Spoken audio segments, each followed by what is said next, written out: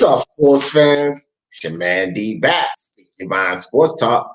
All right, check it out, guys. We're talking about Jaron Ennis boots today. Who should he fight next? Who should he fight next? What's next on the table for Jaron Ennis boots? And to be perfectly honest, I want to break down Jaron Ennis boots and who his next opponents could be, and also who his next opponents should be, right? Because I said some things about Terrence Bud Crawford fighting Jaron in his boots, and that doesn't necessarily mean that I think that this should be his next opponent. I'm just saying, Joseto Lopez about to fight Lomachenko.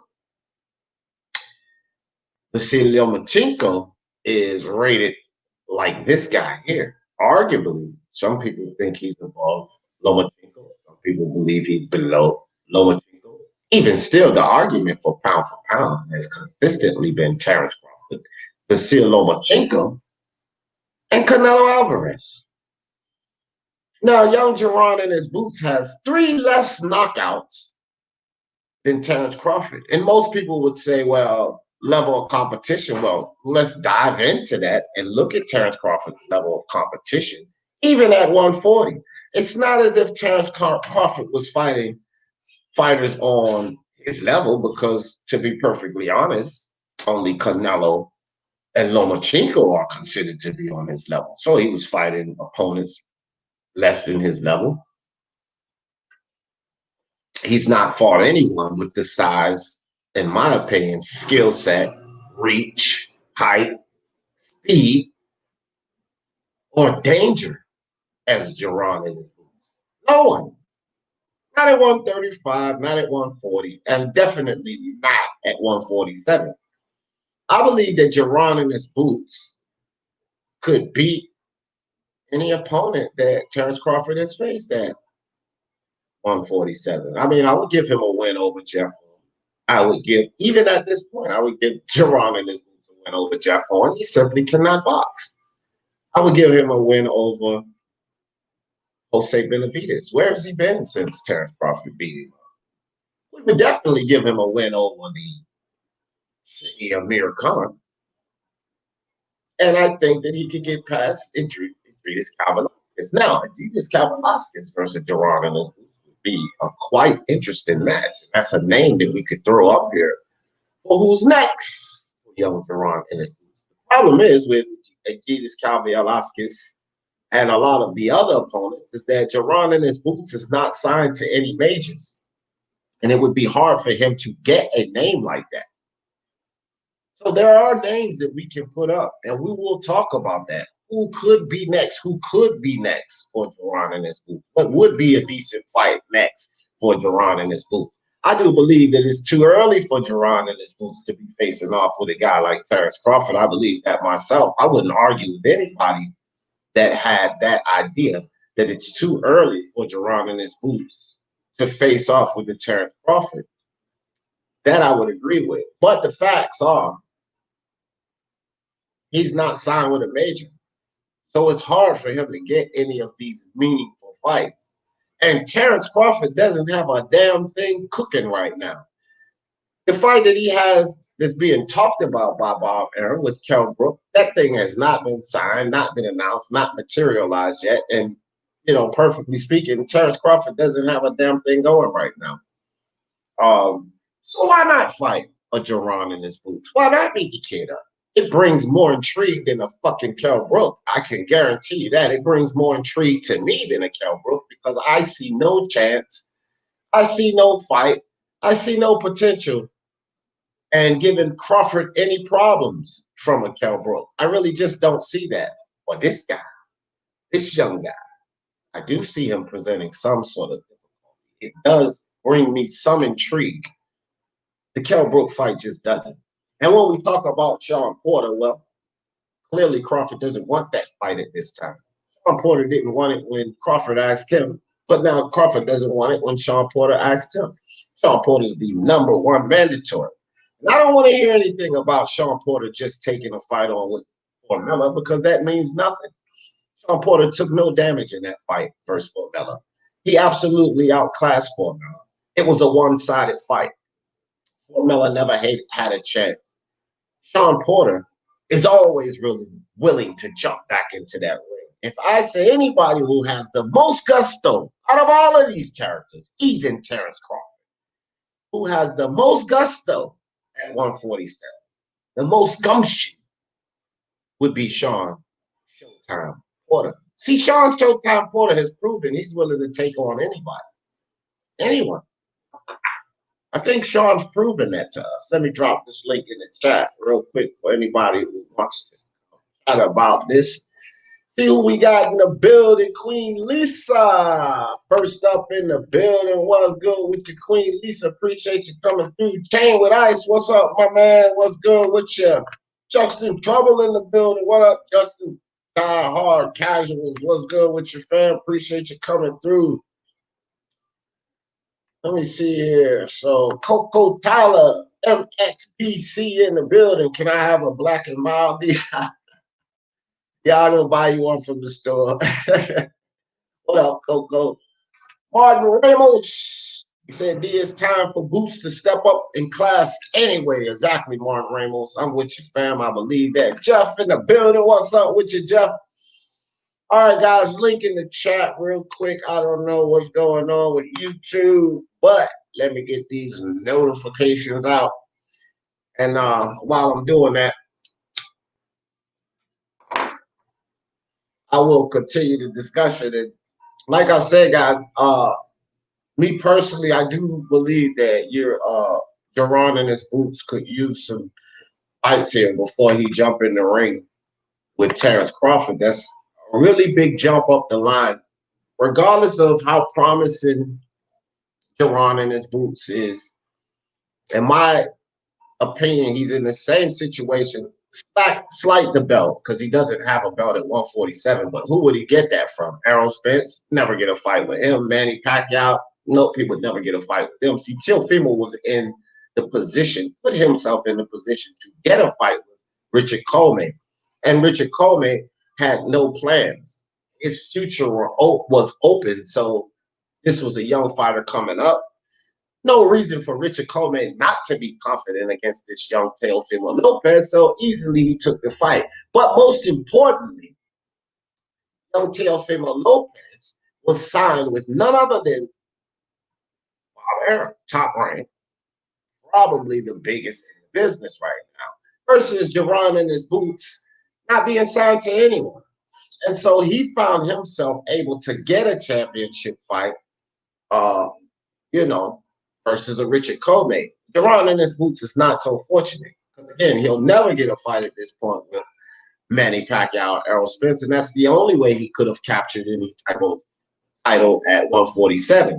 However, without the title, slight the title being involved, I find this fight pretty similar as far as how young the fighter is, the lack of experience going up against a pound-for-pound guy. I find this fight pretty damn similar to my guy Teofimo fighting Lomachenko.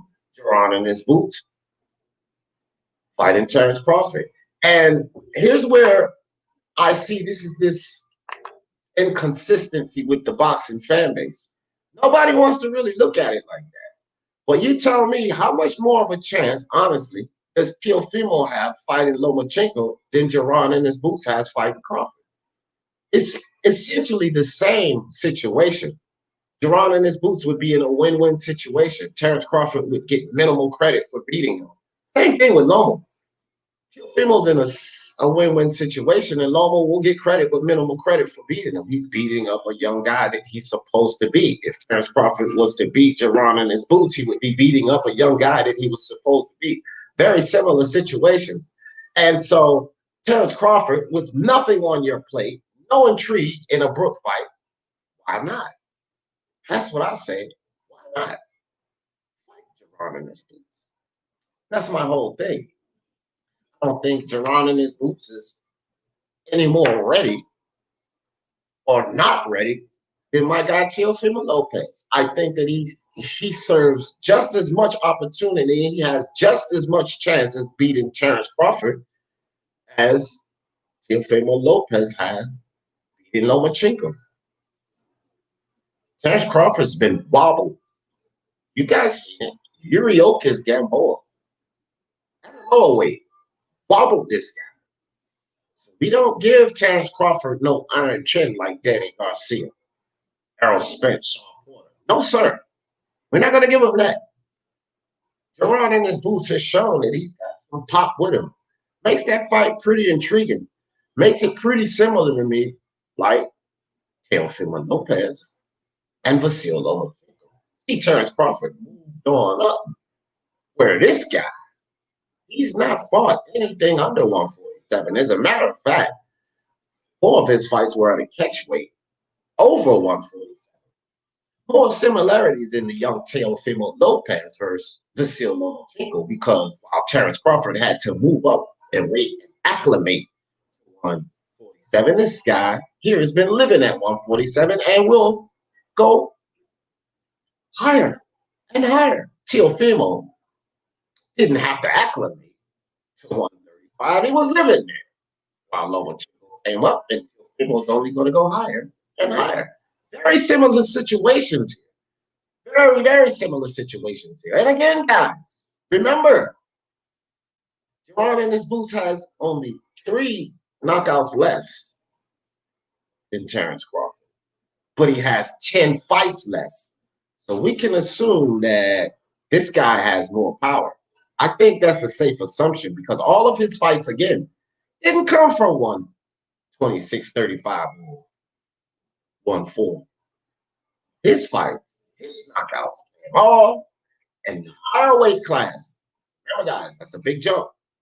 147. 4 of those fights were even at a catch weight over 147, 152, 150. You understand what I'm saying? So this is a similar situation to what everybody's craving for. Teofimo Lopez versus Lomachenko. So don't shit on this fight too much. Don't look at this fight as being any more lopsided, in my opinion, than Teofimo Lopez and Lomachenko. Very valid fight for this young kid.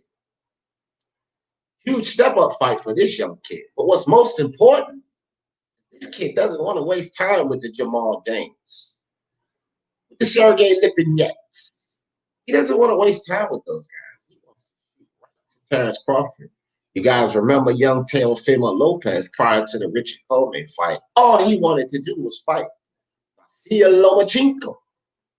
It's a similar situation, guys. I can reiterate this in so many ways. This is a similar situation. The only difference is slight, a title. And I just broke down how it wouldn't be so easy for him to capture a title as it was for Teofimo Lopez. So, you know, this whole Jaron and his Boots thing, we can talk about who could he fight next. There's a lot of guys at 147 that he could get in the ring with that would validate him. Jamal James, I mentioned him. Be a really good fight with Jaron and his Boots. He moves well. He's length. He has a lot of length. He knows how to use it. Jamal James has lost the fight, but Jamal James is, you know, a good young boxer. He's not great. He's not an elite level boxer, but he's a really solid young boxer. Great step-up fight for Jaron and his Boots. Much better than Abreu or Ayabov, which was his last 2 fights. I would like to see him get in there. How about before you go to Terrence Crawford, maybe you seek out your Dennis Ugas. Another interesting fight. You could go fight Mikey Garcia. That's another interesting fight for young Jaron and his Boots. And as I said before, Sergey Lipinets would also be a very interesting fight for Jaron and his Boots. He has these options, but the problem is, guys, he's not signed to a major. So for all of those fights that I just ran off, what are the chances that whoever they're signed with puts them in the ring with this dangerous young talent? And there lies the problem for Jaron and his Boots, who could potentially fight next to validate himself. Will he get these fights? That's the question. My man Jeff says, I second that, D. I appreciate it. Monte Carlo in the building. What's good with you, Lance? Meyer in the building. What's up, Lance? Appreciate you coming through. My brother Soccer Training Club. Salute D and all the sports boxing, not fighters. What's up, Jay Kyle? What's good with you? What up, D? And full respect to all the lads and lasses in the chat. Thank you, Jed. We appreciate you coming through. Let's see. I'm gonna try to keep up with you guys today. Martin Ramos said it's not really the same, D. I said, see, Martin, this is what's wrong with you guys, man. Listen, I'll put something in the chat for you, Martin. I want you to read this word and then read your comment. See? Now, this is the comment that I put in the chat for you, Martin Ramos. See, similar does not mean the same, Martin Ramos. And I think that I said similar, Martin Ramos. I think I lost count how many times I continue to say similar. And I continue to say similar to the situation, Martin Ramos, because if you think about similar, it's not really the same, Martin Ramos. So I must agree with you, fam. But you must listen, Martin. Open up your ears and listen, my friend. Because if someone says similar, would have to agree with you, Martin. It's not really the same, no. So that's for you, Martin. Chin Smoke in the building. What's good with you? Nice to talk boxing, y'all. Yeah, man. Finally talk boxing instead of, foolery, beef, and all that. I agree with you. I agree. So El Primo says, what's up, D? What's up to you, El Primo? Shango versus Boots is the fight I want to see. I would like to see Boots in a lot of fights, Lance. I would love to see Boots in a lot of fights. You know what I mean? Boston Nick in the building. What's good? I didn't even see Nick stand in, but I see Lisa saying what's up to you. So what up to you, Boston Nick? Okay, it's not similar. Well, Martin Ramos, you've been no stranger of clicking this link, my friend. I don't think you've ever been a stranger of clicking that link, and you can come up here and tell me why it's not similar, because that sounds like you see no similarities at all. So click that link. I won't bash you in the chat. Okay, well, you're at work, but Martin Ramos, I just laid out so many similarities. And if you cannot see those similarities, then I don't think we'll ever be on the same page. But it is similar. It's very similar. Because if I'm not mistaken, Martin Ramos, Jaron Ennis Boots has 26 fights. And young Teofimo Lopez has more than 10 fights less than that. But he's about to hop into the ring for Lomachenko. I don't understand how you don't see the similarities. If Boots knocks off Yugas in impressive fashion, then it's the same. Exactly. That would make it exactly the same. See, B. Romero's thinking on the right level, Martin Ramos. And that's why I said slight the belt. This is why you have to say similar, and these situations are not the same. But although Dennis Yugas has a smaller belt, not the title that, Terrence Crawford or Manny Pacquiao holds. I agree with B. Romero right here. If he was to go knock off Dennis Yugas and put that strap on him, it would be pretty much the same situation as young Teofimo. So what you're saying essentially, Martin, is without the Comey fight, you tell me, Martin, why it wouldn't be the exact same situation. If young Teofimo did not get the Comey fight, Martin Ramos, where you don't see it being similar, why would that not be the exact same situation with Teofimo fighting Vasil Lomachenko? But as I explained to you, Martin Ramos, Jaron Ennis Boots was not in the position of young Teofimo Lopez. He would not get a Manny Pacquiao fight. He would not get an Errol Spence fight. He could potentially get a Dennis Yugas fight. And I think after that performance that we just watched, Dennis Yugas got rocked in the 12th round, that he would have quite a bit of an issue with this young Jaron Ennis Boots. And I think that Jaron Ennis Boots, he looks like the type of guy that could take it to you, Dennis Yugas, and beat him. And then Martin Ramos, what would you say there? So you mean one fight keeps it from being the same, but it's not similar now? Doesn't really make much sense, Martin Ramos. Sorry, buddy. What you're saying just don't really make much sense to me. Anyway, yeah, Kyle, Lisa, what's up? Weekend, all right, everybody. Saluting everyone. Appreciate the camaraderie. CB Romero hanging in there. Fam, STC, saludos. Lisa Bell's not bad. Lopez is a world champion. Boots is fighting for the, yeah, Martin Ramos. Dude, are you listening? You at work. Maybe you're paying more attention to work than what I'm saying here, because you're just making points on things that I've already touched on, Martin Ramos. Clean the ears out, fam. I said slight the belt, and now you're talking about the belt.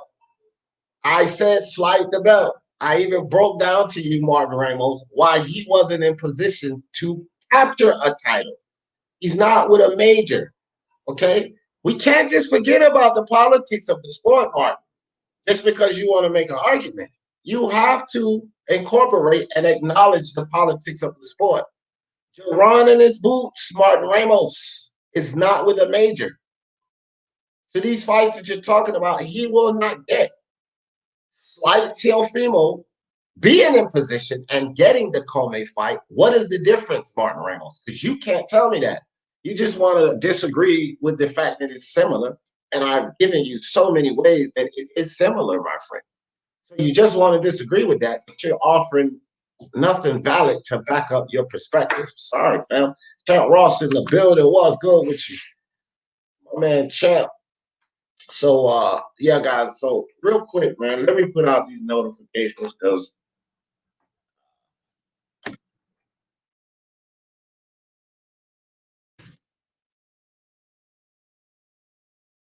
yeah, let me get some of these notifications out. A lot of people. YouTube, I'm still catching backlash from that damn video, that live I did about the kids and stuff. Can't really talk about certain things, or they just smash your channel, and you know how it goes. So, been working on me, guys.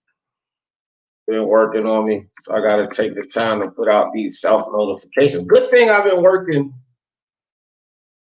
these social media pages, Facebook, Instagram, Twitter, and Discord. Good thing I've been involved in those, chatting with people, because now we can get out our own notifications.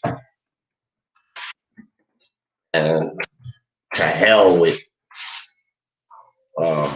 YouTube and this foolishness, not putting out our notifications, man.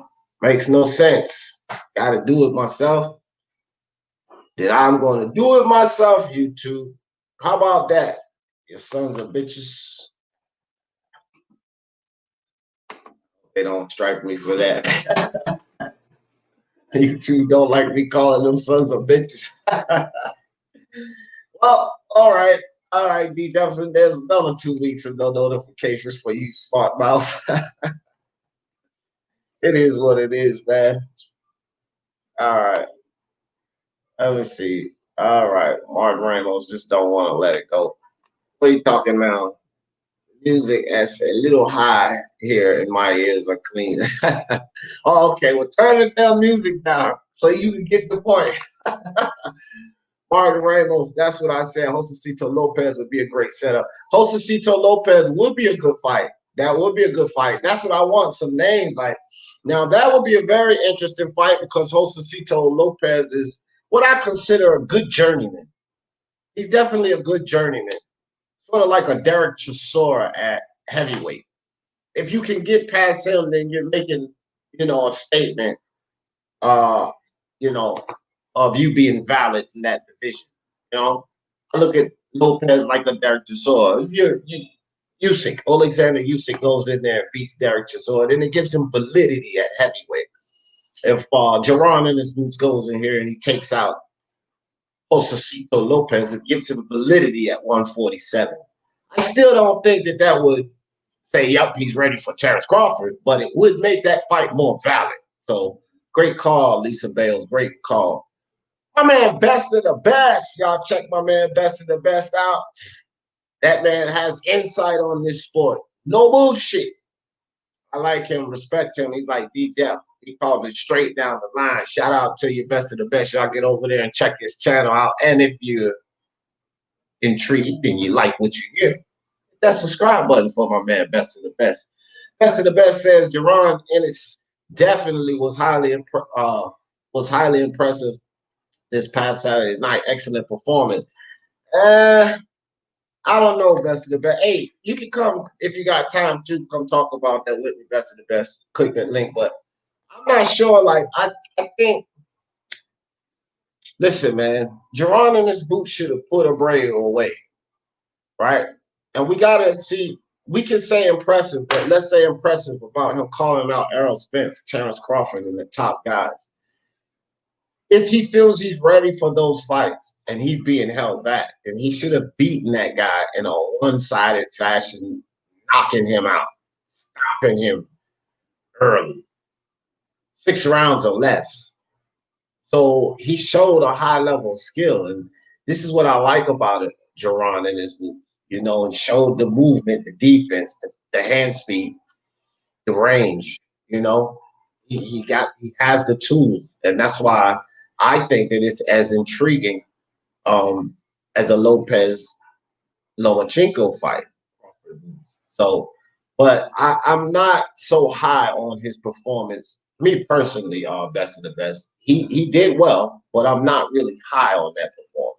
You know what I mean? So I see that.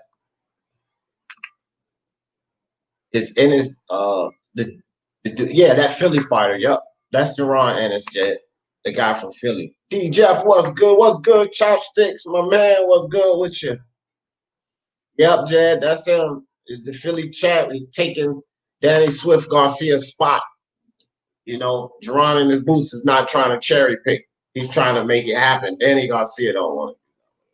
All of his successes at 140, and to be perfectly honest, Danny Garcia will have no more success in boxing as far as I'm concerned.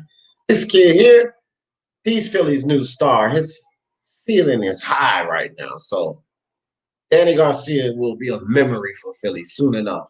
Danny Swift Garcia, it's time for you to hang the glove. Jaron and his boots is in the house. That's what I think about that. Best of the Best says, I dropped the joint on Boots and it's about 10 hours ago. I do like the kid. Of course, it's time to get a notable A or B level of opposition at 26 fights. Exactly. 26 fights, 24 knockouts.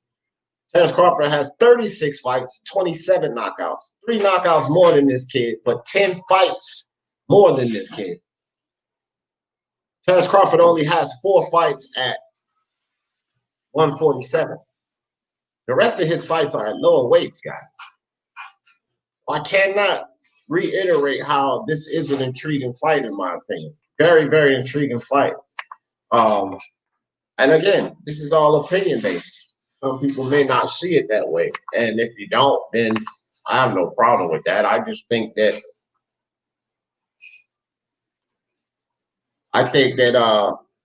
Jaron and his boots, let's put it this way. Jaron and his boots had more of a chance than Gary Russell had versus Devin Haney. He has more of a chance than Yuriokis Gamboa does versus a Devin Haney. And Devin Haney's a freaking champion, you know? So, I mean, again, I just think boxing fans need to keep that same energy with these guys. And especially me, being a Teofimo Lopez fan. And I'm talking up Teofimo day after day and all of this. Teofimo has less fights than Jaron in his boots. He has less knockouts than Jaron in his boots. And if I'm going to sit up here and advocate for Teofimo Lopez to beat Vasil Lomachenko, no way I don't think that Jaron in his boots has a chance against Terrence Crawford. That's just not keeping the same energy. And for all the fans out here that believes that Teofimo Lopez, Lomachenko, why wouldn't you guys give Jaron and his boots the benefit of the doubt? The same way. I think he deserves it. I think he literally deserves it. So, you know, whatever. That's just how I look at the fight. And you know, there's how many people out there right now saying it's too early for Teofimo Lopez? But they want that fight. No. What's the difference with Jaron and his boots and Terrence Crawford? What's the difference? A belt? Because that's Martin Ramos. Teofimo has a belt. Okay. So that's basically your only difference. And if the belt is the only difference, then that means this fight's similar, Martin Ramos. So you know, and for any of the other fans that's advocating, accepting, or acknowledging this Teofimo Lopez fight, again, it's similar situation. Very, very similar. I mean, outside of Richard Coleman, Jaron and his boots probably prove as much or more than Teofimo Lopez. Teofimo Lopez has no elite fighters on his resume either. None. And that's my guy. Let's be honest about it. I mean, again, I didn't say the fight was the same. No, but to me, it's extremely similar. I don't know. Man. I don't know. I would just like to see Jaron and his boots step up at whatever level. Just step up, man. Step up and get yourself involved in a good fight and stop all of this foolishness. All right, guys, I'm finished putting out these notifications and drop the link back in the chat right quick. Yeah, but back to what Lisa Bales was saying, they should seek a Joseto Lopez fight. They should. I mean, I don't know what your Dennis Ugas is doing, but someone mentioned your Dennis Ugas. Maybe his camp could seek that fight. Your Dennis Ugas is not one to duck any smoke. So I'm wondering if him and his camp would take that fight. They're not going to get a hold of Terrence Crawford or Pacquiao or Errol Spence anytime soon either. Errol Spence already has fights lined up, and your Dennis Ugas is not in the plans. Manny Pacquiao is looking for a money fight, and Dennis Ugas does not satisfy that. So he can forget about Manny Pacquiao. As a matter of fact, anybody, including Crawford and Spence, can forget about Manny Pacquiao unless Manny Pacquiao and his camp wants it. And there's not a damn thing anybody can say about it, in my opinion, because at this point, even over Canelo, Manny Pacquiao can do what the hell he wants in this sport. He has total autonomy and a total pass concerning D. Jefferson because he's done more, he has the best resume, and he's proven more than anybody in boxing today, Manny Pacquiao. So all of you idiots that's getting on Manny Pacquiao for what he's doing, go smack yourself. Manny Pacquiao can do what the hell he wants to do. And I know for a fact that Jaron in his boots, he's not in Manny Pacquiao's plan. So forget about Manny Pacquiao situation. Forget about Spence because Crawford ain't even on his list of names coming up here. So Jaron in his boots doesn't have a chance in hell against an Errol Spence. Not even a slight chance. Brook would be a good fight for Boots. I don't think so, bro. I don't think Brook would be a good fight at 147, diehard casuals. This is why I think it's a complete garbage fight with Terrence Crawford. Listen, man. Brook is finished. I don't even know why people are making this thing about Kell Brook. And this is, listen, LDBC says some things that we don't like. But now I'm agreeing with the entire LDBC on this Terrence Crawford, Kell Brook situation. And what's surprising to me is that all of these fans out here, not you particularly, diehard casual, but all of the fans out here that's talking this foolishness about the Brook versus Crawford fight, none of you motherfuckers gave Spence any credit or very minimal credit for the Brook win. And the first thing you fuckers said is that his orbital socket was broken and he had to drain down to fight an Errol Spence. So Errol Spence fought a broken Kell Brook. Now here we are. Here we are in 2020, and this fight is supposed to be valid for Terrence Crawford. Stop the foolishness, bro. If 3 years ago Kell Brook had a problem making 147, and he's been living in higher weight classes, what the hell makes you think an older Kell Brook, who was drained and broken back then, has any validity to 147 now? It's ridiculous. It is ridiculous. Stop the bullshit. The Kell Brook fight is absolutely worthless at 147. I don't really care who he's fighting. It's worthless. Brook will have to drain himself extremely. Probably why this Terrence Crawford fight is not materializing and probably won't materialize because it's not a good fight. It's just simply not a good fight. It's a wash for Terrence Crawford. He is Kavaliauskas. I can guarantee you guys right now, if this fight happens with Brook, Terrence Crawford will beat Brook easier than he beat Egidijus Kavaliauskas. You know why? Because Egidijus Kavaliauskas doesn't have to drain down to 147 to fight Terrence Crawford. Kell Brook will be extremely drained. And he's older. He's older, guys. Let's be honest. The best fight for Kell Brook right now, money and everything, is fucking IronKong. That's right, because they're on the same level of where they are in their career. They're finished. Why we keep talking about this Kell Brook Crawford? They're finished. That's why the best fight for both of those idiots are each other. Kell Brook and IronKong. Those are the best fights for those two. Not no fucking Terrence Crawford. Kell Brook is done. He's finished.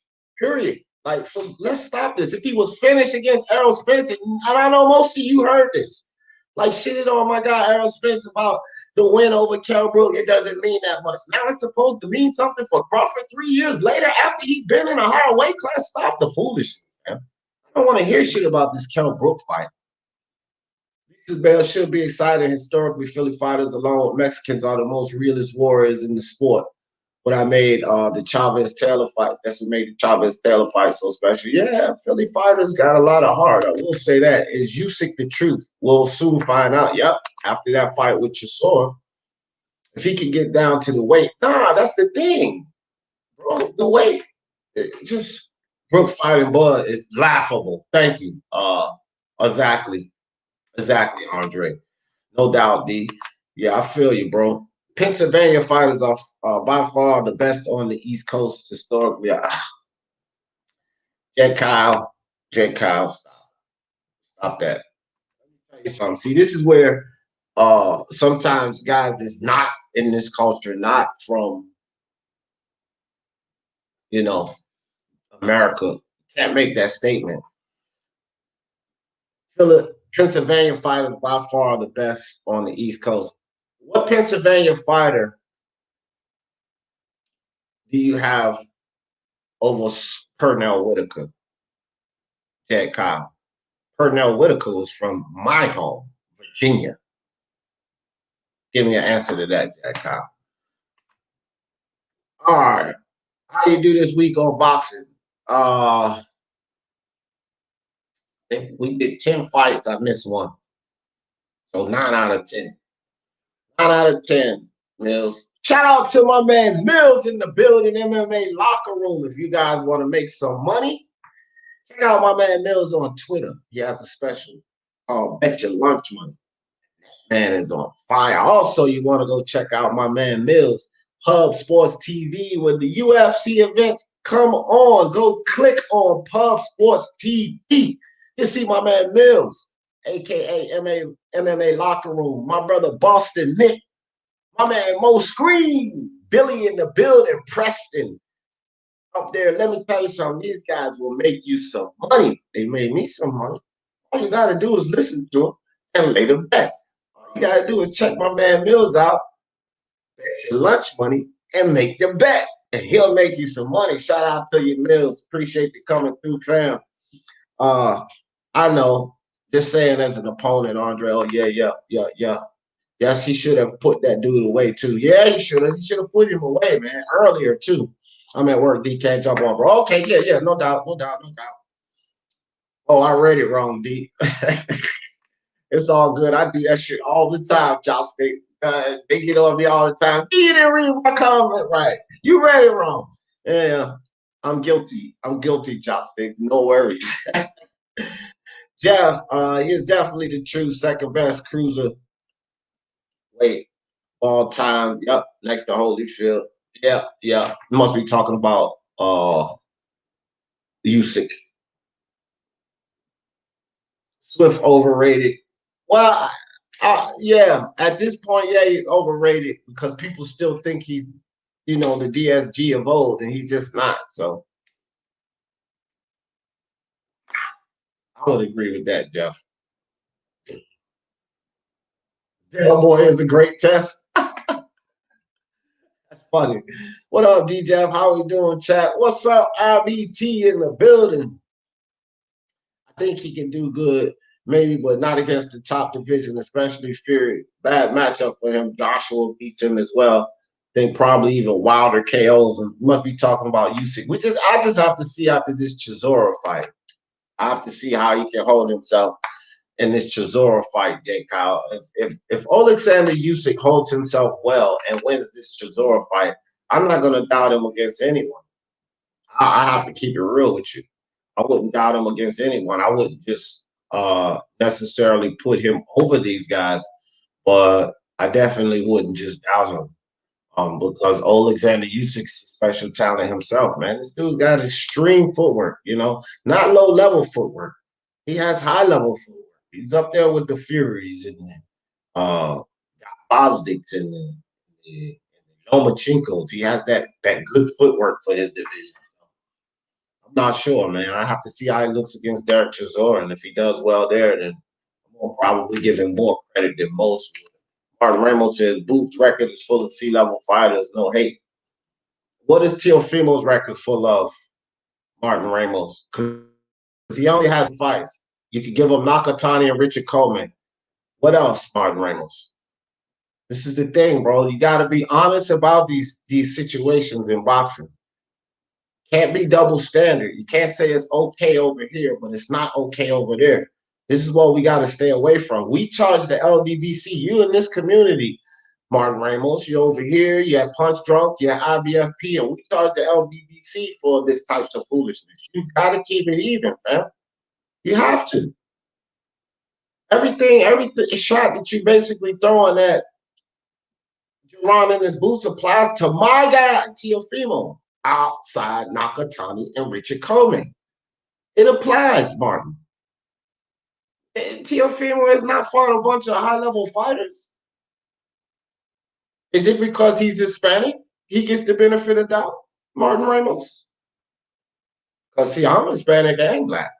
So I have no horse in that race. But is it because he's Hispanic, he gets the credit? Is it because Virgil Ortiz is Hispanic, he gets the credit? Because I don't hear you or any of a lot of my other Hispanic fans talking that shit about Virgil Ortiz not being ready. Come on, man, let's keep it even. The kid has 26 fights, 24 knockouts. You can downgrade his opponents all you want, but it's similar to the Teofimo situation because Teofimo has 11 fights less than this dude. Like, keep it real, bro. I don't know why you're pushing this as if it's that far gone. Because again, Martin Ramos, what is Terrence Crawford?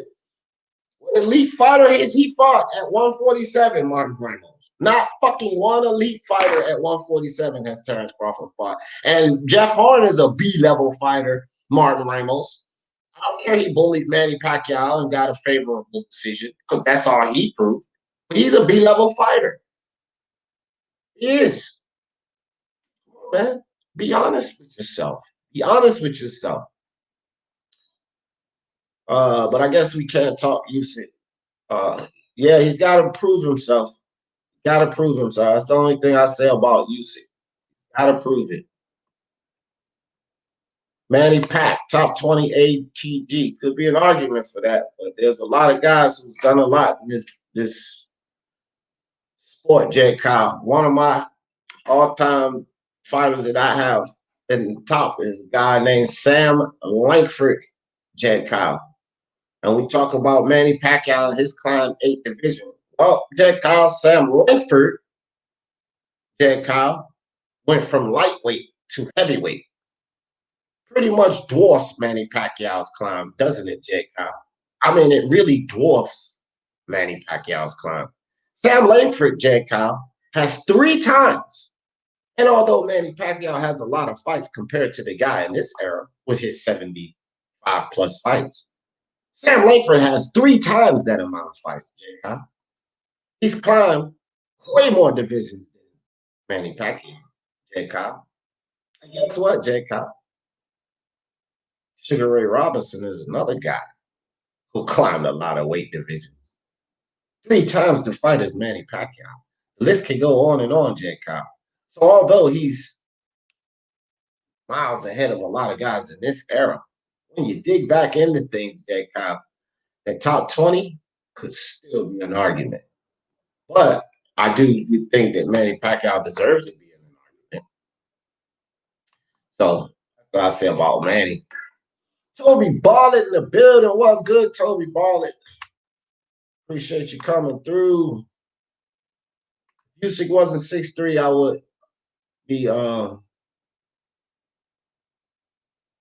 is that concerned? Even though that's still on the small side. I think he meant to say I would be concerned. Yeah, that is kind of on the small side when you're talking guys 6'9" and 6'6", 6'5" and carrying on with all the size in the world. That's a fact. That's the difficulty of moving up in weight. That's the difficulty that people looks at with Usyk being 6'3", fighting these bigger guys, but it means nothing with Lomachenko. The inconsistencies there is what I'm talking about. This thing right here means nothing with Lomachenko, but it means everything with Usyk. Lomachenko faces the same problem, bro. He's small at 135, guys. He's above his comfortable weight at 135. And Usyk footwork is that far ahead of the heavyweight division outside of Tyson Fury. Usyk movement is that far ahead of the heavyweight division outside of Tyson Fury. See, he enjoys those other skill sets and attributes that Lomachenko enjoys, and why Lomachenko can get through these fights. Well, let's give Usyk the same benefit of doubt because he's faster, moves around better footwork than these heavyweights. Brook is a wounded fighter. Don't really want to see him versus Crawford. Me either, Jack. It's a worthless fight. It's a gimme fight, and I have no doubt in my mind that Crawford beats the shit out of Brook. Like, no intrigue. I'd rather see Crawford fight Kelly Slater than God damn. I don't even know if many people know who Kelly Slater is. That's a good one, Jack. Philly fighters are warriors except Danny Farcia. Boy, you guys are the thousands today. R.I.P. Sweet Pea. Damn right. I still ain't getting no damn fighter. Is Harry Greb from Philly? I don't even know nothing about Harry Greb or where the fuck he's from, to tell you the truth. JFL's whack too. JFL is just Danny Garcia delusional. That's all. But he's actually. I talked to JFL on different occasions, bro. Outside of Danny Garcia, he's actually quite informed about boxing, guys. He's just a super duper Danny Garcia fanboy, man. That's what it is. He's just not logical. Hey, look at that. The green M&M in my hat. Y'all see that? It's got the green screen. You can see through the green M&M.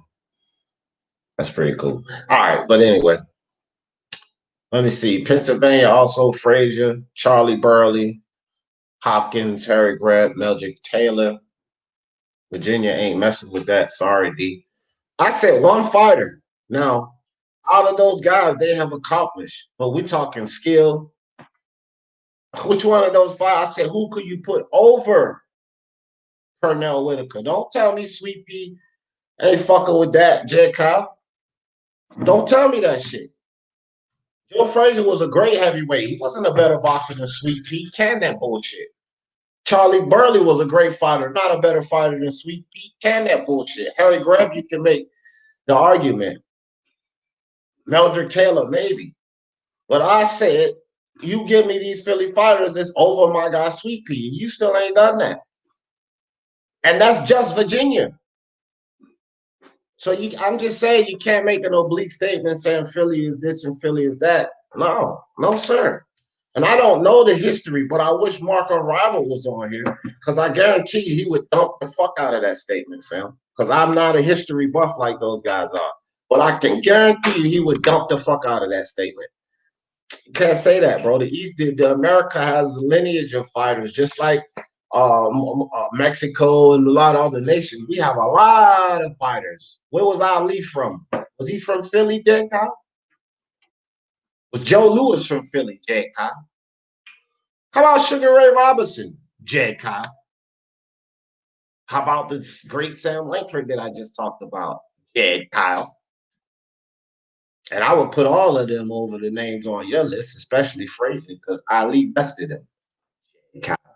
As a matter of fact, most popular sports figure, most popular boxer in the history. You could say sports figure, Muhammad Ali, not from Pennsylvania, Jade Kyle. Again, man, it's hard to argue with somebody about their culture. I tell you guys this from out of this country all the time.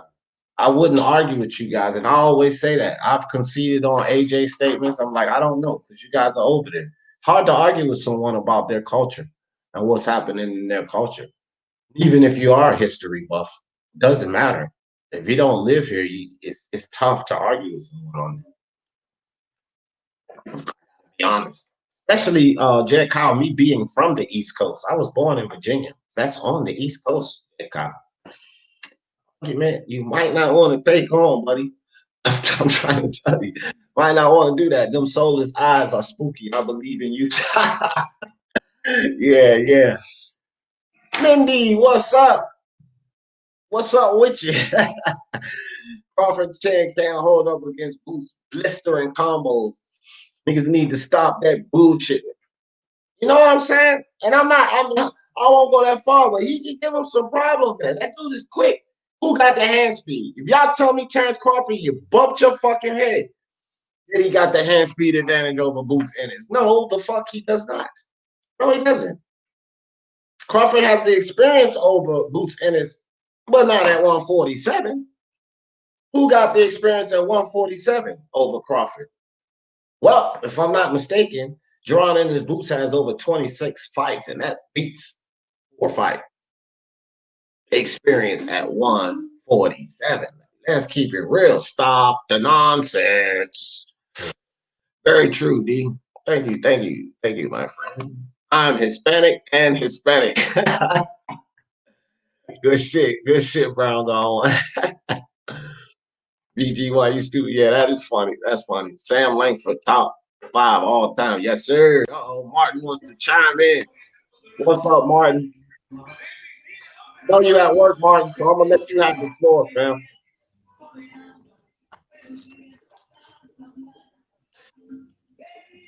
Martin, you there?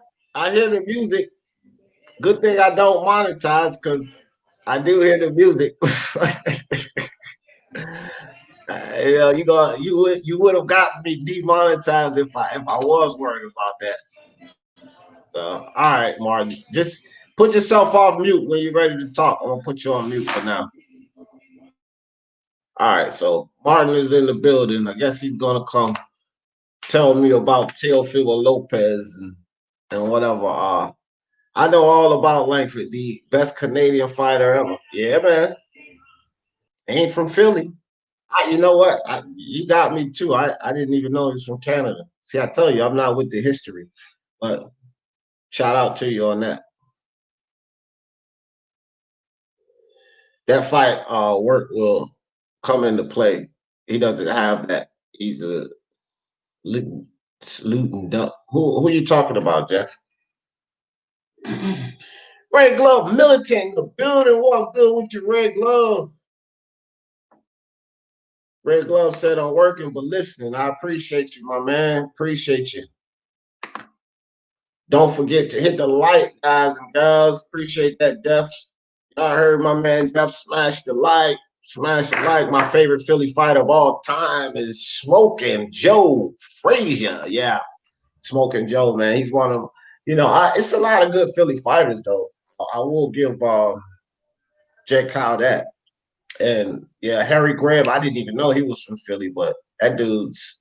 Well, see, the thing with Harry Graham, and I don't know this for sure, but I've heard BL, Boxing Librarian, Beats and Rhymes, Mark, IBT, and these guys, and Tangible talk about it. What's up, Mark? You can't find fights with Harry Graham. So people could talk about Harry Grant, but all y'all talking about is his resume and what's down on the books because you can't find fights from this guy. So essentially, you're talking about on assumption you've never seen him fight. Most of the people that talk about Harry Grant have never seen a fucking fight of Harry Grant. Not one fucking fight.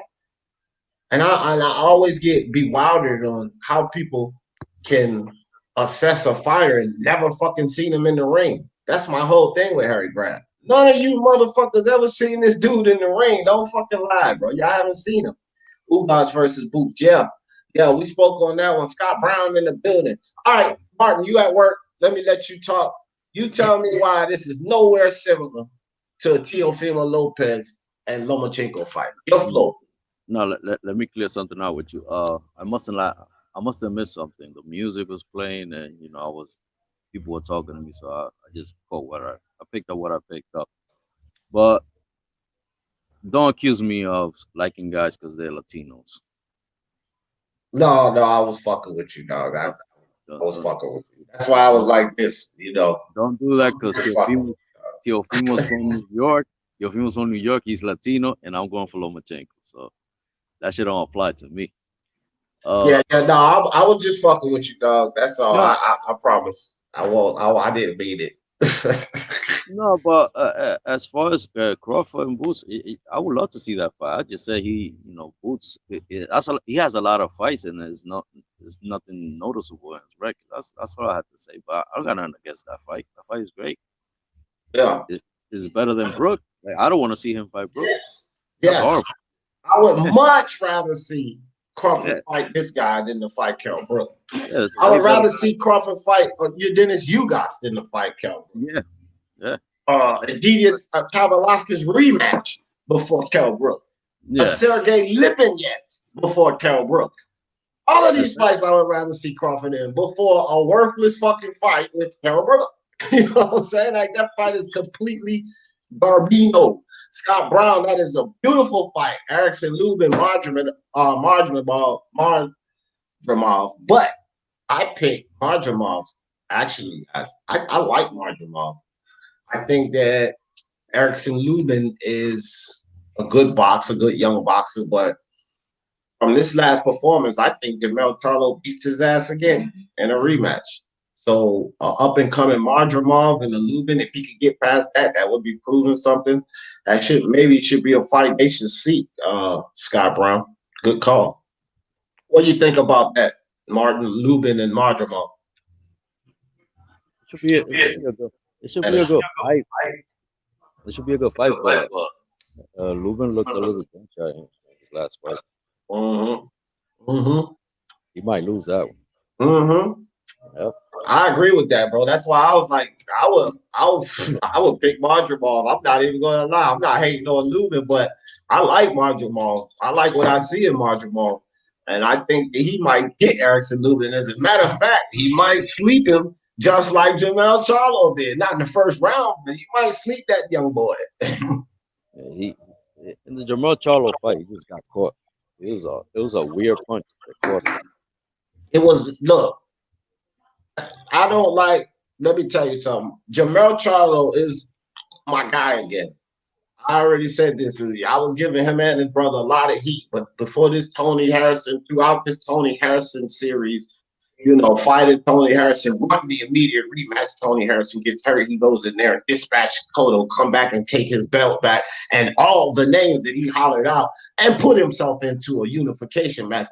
Jamel Charlo's back in my good graces. I never really had a problem with what he did in the ring. It was how he was moving. But he's moving the right way now. And I'm back on Jamel Charlo. He's back in my good graces. I think he beats the shit out of Lubin again. But as far as that first punch, I used to argue this too with my guy Nuke, which you know, Nuke. That's where I met you at. No, he'll beat Lubin.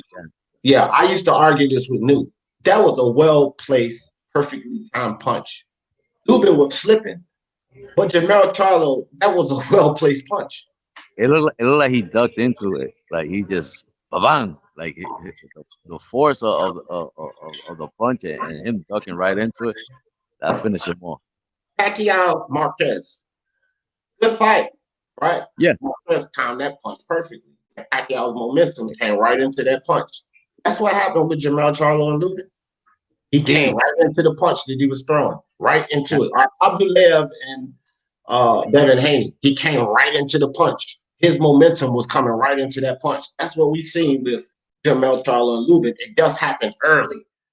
You know what I mean? It just happened early. But all respect to my man Jamel Charlo for that, because he timed that punch. He placed it where it needed to be, and he slept that motherfucker. Jack Kyle said, I said Pennsylvania Grab is more decorated than Purnell. Oh, yeah, for sure. He's one of the most decorated fighters ever, so be no argument of that. And, yeah, I know you said East Coast of the USA. Jack, that's where I live. That's where I grew up. DMV, that's my home, East Coast of the USA, and I've been watching these fighters since the age of 5, 40 years. I'm 45 now. So I got it. I know something about the East Coast, at least 45 years of it. I know something about boxing, at least 40 years of it. You know what I mean? And I know Ali was from the South. What I'm telling you is he won't from Philly, dude. That's what I'm telling you. My man Mark Unrivaled in the building. What's up, Mark? Appreciate you coming through, my brother. Mark, man, I've been so busy with basketball and everything, bro. I've been trying to get over there to chop it up with you on the live. I seen you going live, but man, you was live one time. I was live. You was live one time. I was on Punch Drunk Live. You was live another time. I was over there with Nick in the MMA. I was on live with them. Went live a couple more times. I was doing the damn basketball game. I just can't catch up with me, brother Mark. Can't catch it, dog. We on opposite ends of the spectrum right now. Our time is clashing, Mark. It's clashing. That's all right. You know I'm gonna get over there to you, dog. Always appreciate you coming through, Mark. Drop this link for anybody that want to come in. Damn, 12, what's good with your question? All right. What would Crawford gain from fighting a non-contender? A guy who's not in the top 15 according to box record? Nothing. He'd get the same thing, in my opinion, damn, as he'd get from fighting Kell Brook. Minimal credit. That's what he'll get. Minimal credit. Because I ain't giving him a lot of credit for beating up fucking Kell Brook. I'll tell you guys that right now. Ask Unrivaled who's historically great. Jed. Stop this nonsense, man. Stop it. I did not even say. Matter of fact, I excluded Harry Greb and Meldrick Taylor from the Philly fighters you named. I excluded them. Why are you doing this? I didn't even hint. He's not naming Philly fighters though. He's naming he's naming Pennsylvania fighters. Yeah, well, yeah, even still, like, but I never even hinted that Pernell Whitaker was historically greater than Harry Greb. That's why I'm like, I don't know why he's ask you about this, because I didn't even fucking hint toward that. What I said was this, Mark, and you could probably get this concept. So I said to Jed that he can't just say that Pennsylvania fighters are the best fighters on the East Coast or whatever he said. I said, no, I wouldn't necessarily say that, because we've had a lot of fighters that, have come from America. I would have to look at that. And then I said, I asked him, tell me a boxer that was better than Pernell Whitaker. I ain't say nothing about accomplishments or historically. You ain't never fucking seen a Harry Greb fight, Jed Kyle. Never. But I guarantee you've seen Pernell Whitaker in action. So how the fuck can you assess if Harry Greb was better than Pernell Whitaker? You've never seen him fight. And don't fucking tell me you have, because I haven't heard Mark and all of them, so you can barely find a fight with him. So how could you assess that he's a better fighter than Purnell? Because that's the question I asked you. And that's what I'm saying, Mark. You can't tell me that Harry Grant was a better fighter than Purnell Whitaker. You never fucking seen him fight. Ever. Based on eye test? No. Resume, yeah. Yeah, resume. That's what I said. I said you could go on the articles and the resume and all of that and base it on that. But you can't tell me he was a better fighter than Purnell. You can't tell me he was more elusive than Purnell. You couldn't tell me that he dodged punches the way Purnell did. Because you've never fucking seen him fight. You ain't never seen the dude in action. Mark can't even tell me that shit. No. Yeah. So what's he saying? Pennsylvania fighters are the best in America, like on the East Coast? Basically. On the East Coast, I would argue New York. That's what, see, and I told him, I said, Mark could probably get up here and bash you on that because he knows the history better. I just said that, Dan, you can't make that assessment. Now, Jed, since Mark is up here, you can click that link and you come have that conversation with him. You have that argument with him, the historian, even though he doesn't. Yeah, it would just be more fun to pick something like New York up against it, just because like you've got guys like Britton, Benny Leonard, Lou Ambers, etc. You know? There we go. There we go. That's why I love you, historian guys. I mean, if you really wanted to get into the gritty of it, like for most of his life, Sugar Ray Robinson lived in New York after moving out of Georgia at a young age. So I mean, we can get into that. What you gotta say? He was more trained. He was more trained in New York than he was in Georgia. So, but it is what it is. What you gotta say, Jet? Fuck you gotta say now. I'm just playing, dog. Intangible, what's up with you, fam? It's another guy who studies the history of the sport. How's it going, guys? What's up, Tony? I always have a special place in my heart for sweet people. That makes two of us, dog. Hometown boy. That's a homebound boy. Good one. Rocky fucking Balboa. Can you tell me who's better than Rocky Balboa? You know what? I think good shit, Tom. Among Pennsylvania fighters, let's just be honest, man. I think he matches Harry Greb. Yeah. Yeah, Rocky right there with Harry, man. Hell yeah.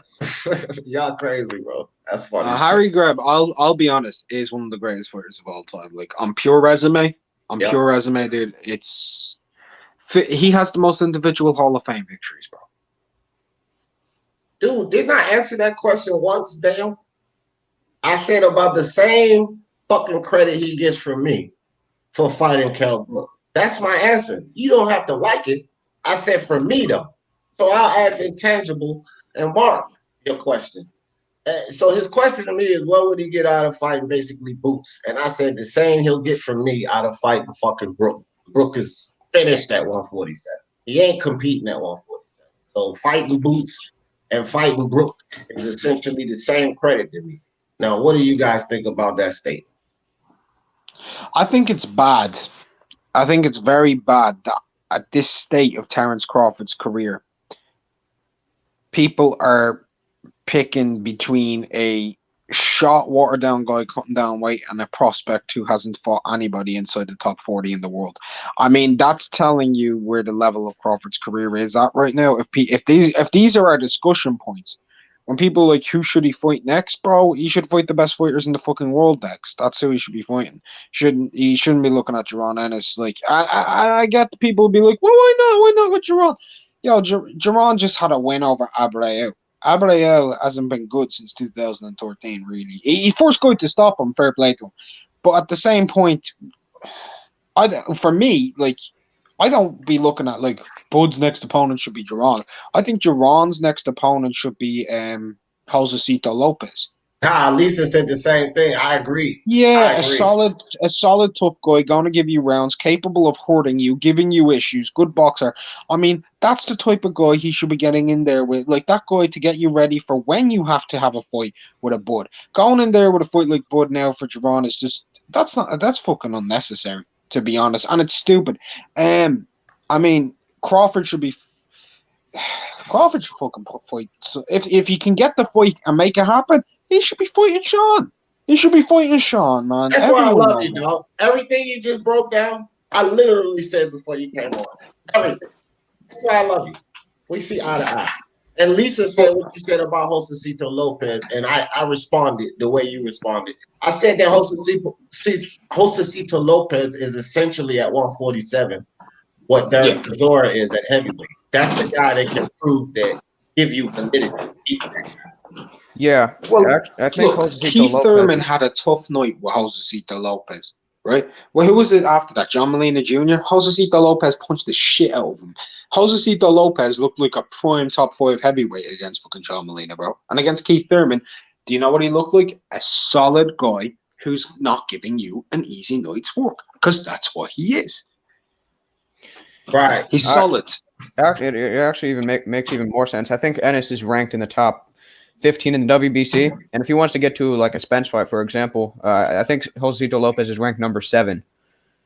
So that would make a lot of sense. But Tangible, before you jumped on, let me tell you this, and I said this.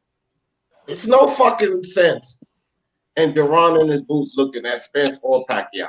Those belts essentially don't exist in his future right now, because one thing's for sure, two things for certain. Spence nor Al Haymon is going to let Spence anywhere close to this kid. No fucking reward. Too much risk. So that fight's not even in the fucking picture. As far as Manny Pacquiao, as I said about him, he can do what the fuck he wants, and so can his camp. And Jaron and his boots ain't going to be on the fucking table. Now, Terence Crawford has nothing ahead of him. And nothing. Is Jaron not with Al? Huh?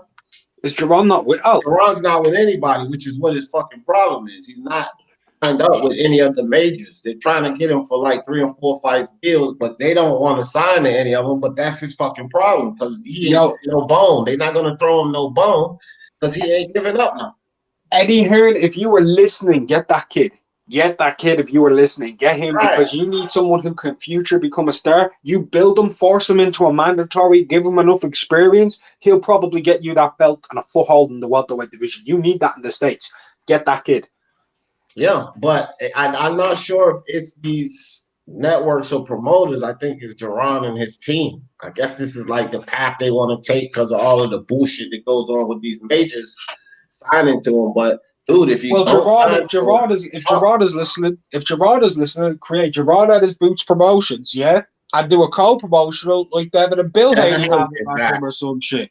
Do shit like that. Get yourself in a network properly. Get yourself someone who's going to get you in the fight. You need to make yourself ready for these dudes, because you need to be ready. The way you have it right now, it's not. Abreu ain't getting you ready for no Spence, Crawford, or Manny, even though you were skilled. You haven't had that litness yet. You need someone who's going to get you something, try and build you into something, whether it's Hearn, whether it's Al, whether it's Bob. Get someone who's going to try and get you those fights to get you ready for those dudes, because you need them. Virgil's getting them. You need them too.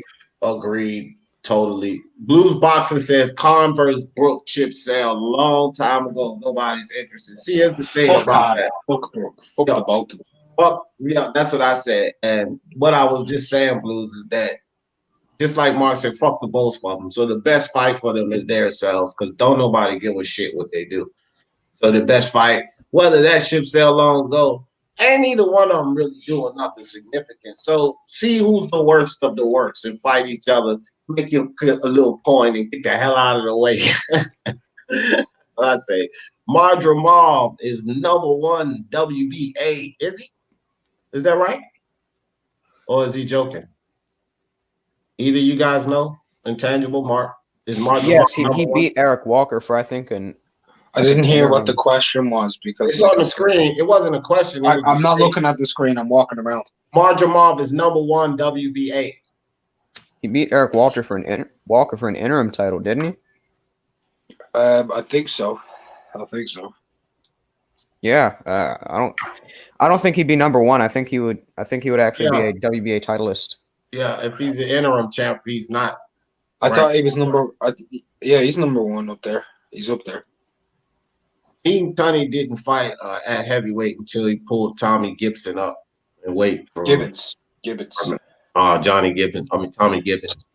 Yeah, well, is it Gibbons or Gibson? Gibbons.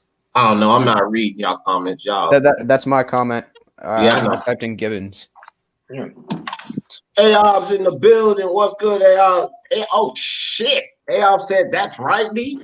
AOS came in agreeing with me. His pigs flying today. What the fuck? I'm in engineering class showing love. What's up? Hey, man, I appreciate you that. Listen, engineering is very important, man. I was in college. I fucked it off. Pay attention.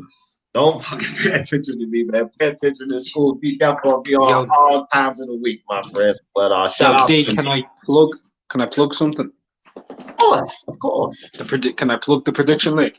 Of course. Right. Everybody who's listening who's not in this league yet, yeah?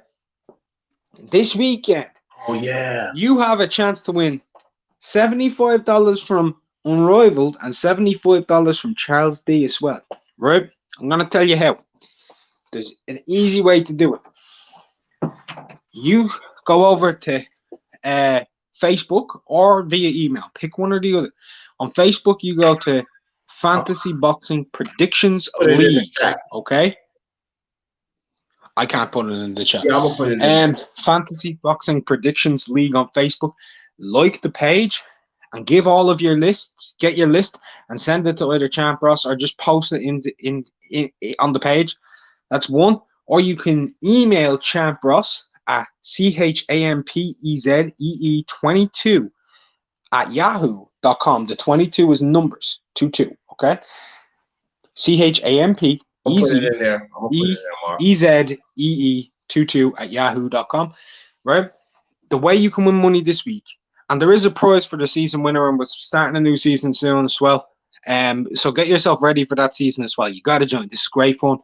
You can win $75 from me by getting exact hits this week. Whoever gets the most exact hits on whether it's a unanimous decision, a split decision, a draw, a majority decision, or specific round knockouts, they get $75 from me.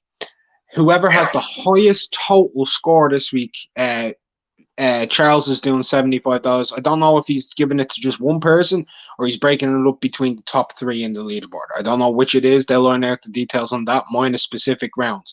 If you come first though, there's a possibility if it's just to one person from Charles, you can get $75 for the top score, and you can get $75 from me from getting specific rounds. You can win $150 just for fucking talking about boxing this week.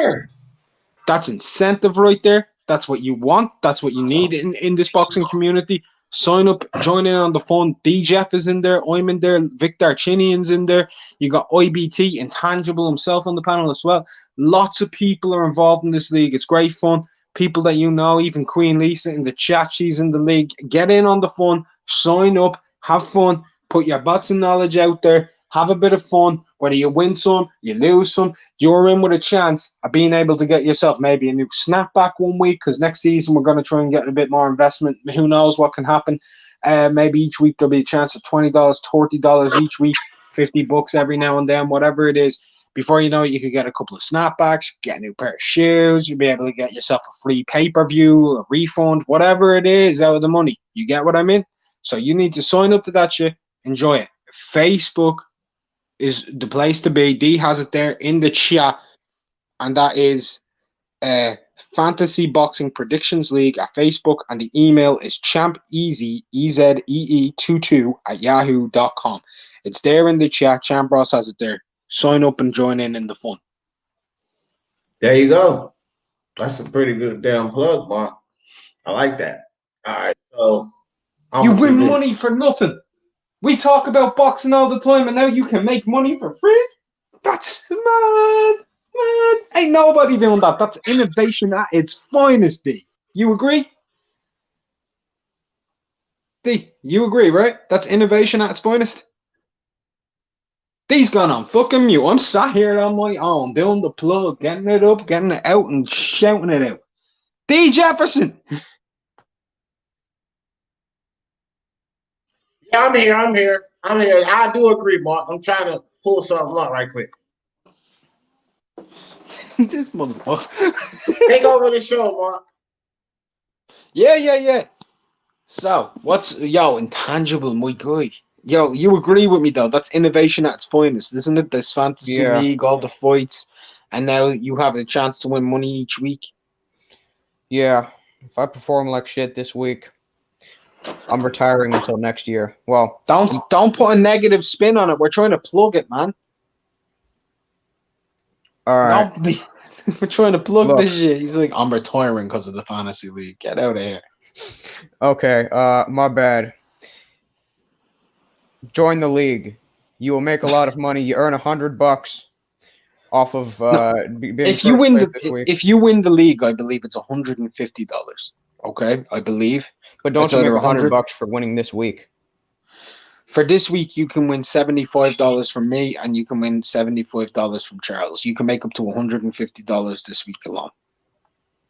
Okay. If you win this league, if you win on this week, you get the highest score this week. I don't know what way they're breaking it down. You could get 50, you could get 30, you could get the full 75 if they're doing it for first, second, and third. I don't know how they're breaking that down from Charles. For me specifically, there'll only be one winner. Whoever hits the most amount of specific predictions correct. If it goes to a tiebreaker, if there are people equal, whoever has the highest points total out of those people, those specific people will end up getting the prize. I think that's very fair. I think that's the fairest way. If you get, let's say there's three people get 6 predictions exactly right, knockouts, majority decisions, draws, whatever. D knows what I'm talking about. It'll go to a points total on the on everything that you did for the week, and that'll how you'll be able to get the money from me. All right. Yeah, it's beautiful, dog. I couldn't pull this shit up. I don't know. But anyway, yeah, that shit is sweet, fam. I'm telling you, you guys gotta check it out. And I've been pushing the league for the past 3 seasons anyway. It's the same league that I've been telling everyone about for all the new subscribers that hadn't heard about it. But you know, again, I've been pushing this league forever because it's a great league, man. Champ Ross, he keeps you updated on everything, the winning fights, you know, your scores, the most knockouts, the most decision picks, and it's like weekly updates. You know, it's great. He posts all the footage of the fights that we had on the card, at least the ones that he can find. So you guys check out that league. Best boxing league around. As far as I'm concerned, I've been to like 3 or 4 different ones, but that's the best that I've found. And let me tell you, if that's not enough incentive for you, you have the chance to beat D Jefferson. Because you know full well, there's a few people, including myself, who joined that league just to score above you. They didn't care about 4th, 2nd, 3rd, 9th, whatever, just to be ahead of you. That is a fact. You got it.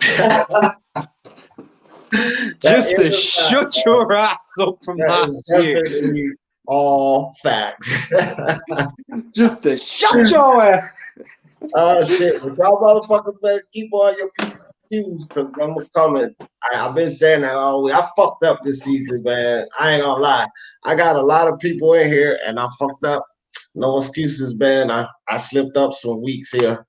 Got bad scores. Some weeks I missed fights and shit. But hey, it is what it is. No excuses. You guys are ahead of me now. So. Tony, I'm disappointed, bro. I'm in 4th place. I'm disappointed. Oh, don't worry. That'll all change here. We got 4 weeks left. Yeah, it'll all change, and I'll fucking top that league. You ain't getting ahead of me, D. Ain't happening. All right. We'll see. We said, D, all I need to do is literally wait every week to stay above you. Wait every week for your predictions to come in and give the exact same predictions now, and you cannot beat me. Well, you wouldn't do that. Just to beat you? Just to be a dick? You wouldn't do that. I know you wouldn't do that because you got too much ambition to win the whole thing. So for that reason, you wouldn't do that. But my man Red Glove Militant, what's good with your Red Glove? Clubber Lane. Yeah, he's a motherfucker. Hey, what up, D? What up, Mark? What up, Intangible? Just real quick, I just want to say that also Boxing Jedi said that he's donating shirts. So I don't know how Champ Ross is doing that, but if I give a suggestion, Champ might want to do those as like the runner-ups, you know. But why guess don't that's you that Champ EZ22 at yahoo.com. Yeah, Champ Easy, not chimpanzee. Everybody fucking does that. The very first time I seen his name, D seen his name, don't matter. We were all like chimpanzee. Yeah, guys, prediction league, a chimpanzee. Yeah, it's not chimpanzee, it's Champ Easy. I feel And- so and much for man, this kid. Hey, let Mark. me shout out G-Man Boxing right quick, guys. G-Man Boxing is quickly becoming, and look, I want to tell you this, G-Man, because a lot of Mark Unrivaled has given me enormous amount of super chat. So it's not about the super chat, but y'all go check out G-Man Boxing. He is quickly becoming one of my favorite channels, bro. I like people to give breakdowns and call it straight down the line. That's G-Man, fam. Hey, D, Y'all gotta go D, check I G-Man subbed- out. And I don't even have to tell you to subscribe because as soon as you get to a couple of videos in the first live, you're gonna want to subscribe yourself anyway. So I subbed to G-Man. G-Man because of you and Mark. yeah, So- man. So I subbed to him. So yeah, definitely sub to G-Man. Always let people know about good channels. Like, don't just assume that even if it's a big channel. Like I didn't know about Punch Drunk until Black and Brown told me about him. So even if it's a big channel, you'd be amazed at who does and does not know about some of these channels. So do your best to spread the word. I just want to say one more thing about the prediction league. You too have a chance to defeat Thanos. Thanos. That's right. Hey, IronKong, if you're not busy, you click the link because this topic today about who should Jaron Ennis boots fight next.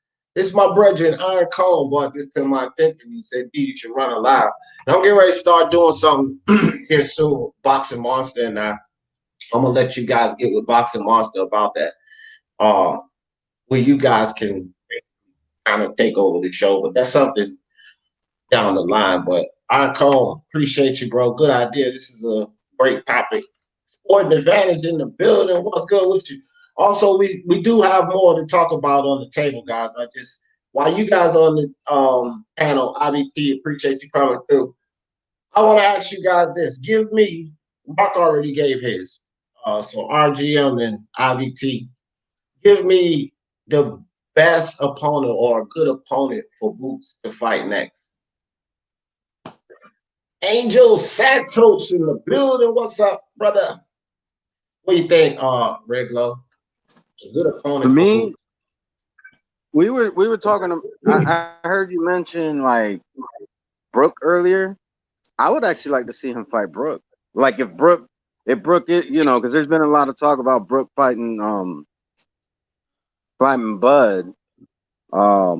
So I mean, I know it's not like a good fight for Bud, like for a lot of different reasons, but because Boots is still like trying to get himself out there, I think that would be a good fight for him. I don't, but Mark said, well, let's see what IBT, who you think a good opponent for Jaron and his Boots next? Yeah, I think the way he's developing, someone in the top 20 would be good. Top 15 area. I don't know who he could fight in the top 10. Ignoring any of the politics, I think Aegis fight would be good. Abel Ramos fight would be good. Winner or loser of Abdu Kakarov versus Lipinets would be good. Joseto Lopez fight would be good. All right, well, I didn't say one, IBT, but thanks for the list there, buddy. Oh, my bad. Mark I said- think I do agree with him to some extent, but like the Lipinets, Kakarot, I think all those fights should come they should be like, I think the perfect solution would be either Ramos or Joseito, and then if he could, or both of them back to back, and then go into a Lipinets Kakarot fight. Right. I was with you and Lisa on the Joseto Lopez, but I also thought that a Jamal James fight would be interesting. Jamal James and Yeah, I agree. Jaron and his boot. Because he's moving up. So Jamal James is a good step up fight for the kid, and see what he can do in there with him. Because Jamal James has some things that he can give Boots a little issues with and see how he can deal with that. Well, Jamal Danes and Joseto Lopez for me. But I do like you guys out there too, Abel Ramos and Joseto Lopez. A shit, the three of them in succession. Jamal James, Ramos, and Joseto Lopez. I mean, better than the bullshit he's doing now. You know, because Absolutely. he's not fighting anybody. I mean, if he were to get through those, like another name that I would throw in there that most people won't probably think of would be a guy called Batayev. I know IBT would know Batayev. He fought against Besputin, gave him a very tough fight, very body puncher, aggressive. He would give Jaron Ennis some issues, some serious issues. He's very aggressive. So that'd be a good fight. It's no name recognition, but to the hardcore and to the testing that you need in these fights, that's the type of shit you want. All right. Yeah, I can't argue with that. Joshua Little John in the building. And B. Romero says, Aegidius, I agree with that. Kavalauskas is a good one, too. I think he should probably see some of these fights we're talking about before going in there with Aegidius Kavalauskas. Maybe like seeded Jamal James and Abel Ramos first. But I do think that Aegidius Kavalauskas would be a good fight for him.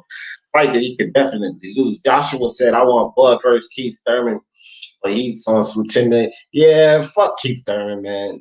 Bud beats him. I would say that I would be intrigued with that fight, though. I can't lie. I would watch that fight. That's way more valid than fucking Brook. And it's way more valid than him fighting this young Jaron in his boots. I wouldn't be adverse to a fight against Keith Thurman. It's the best thing he would have fought at 147 so far. So I don't think people could argue with that fight. He's not fought anybody better than Keith Thurman, in my opinion, at 147.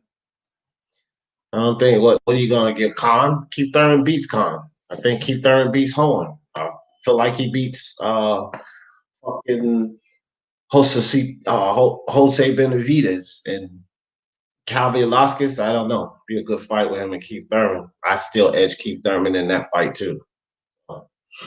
Keith Thurman would be acceptable. What y'all think about Keith Thurman, Bud? Nobody. I've no issue with Thurman versus Budman. Like, I mean, the only reason I don't want to see it, there's only one reason, is because Keith keeps talking about all these world title fights he wants, but he wants a tune-up. So if he wants a tune-up, I'd rather him just take the fucking tune-up and then a fight like that. But just to see where he is at this stage, because he's been out for a while now since the Pac fight. Seems to be some type of echo. I would like to see Bud. Man, I'd like to see Bud versus two people outside of Spence and Pac, obviously. That's fucking. This is just for me. Porter and Ugas, man. I want to see the best guys out there. Like, if he can't get Porter, he can't get Spence. Yeah, Keith Thurman will do. Danny will do. Ugas will do. Porter will do. Like, those fights will all do. If you can't get Manny Spence, all those fights will do.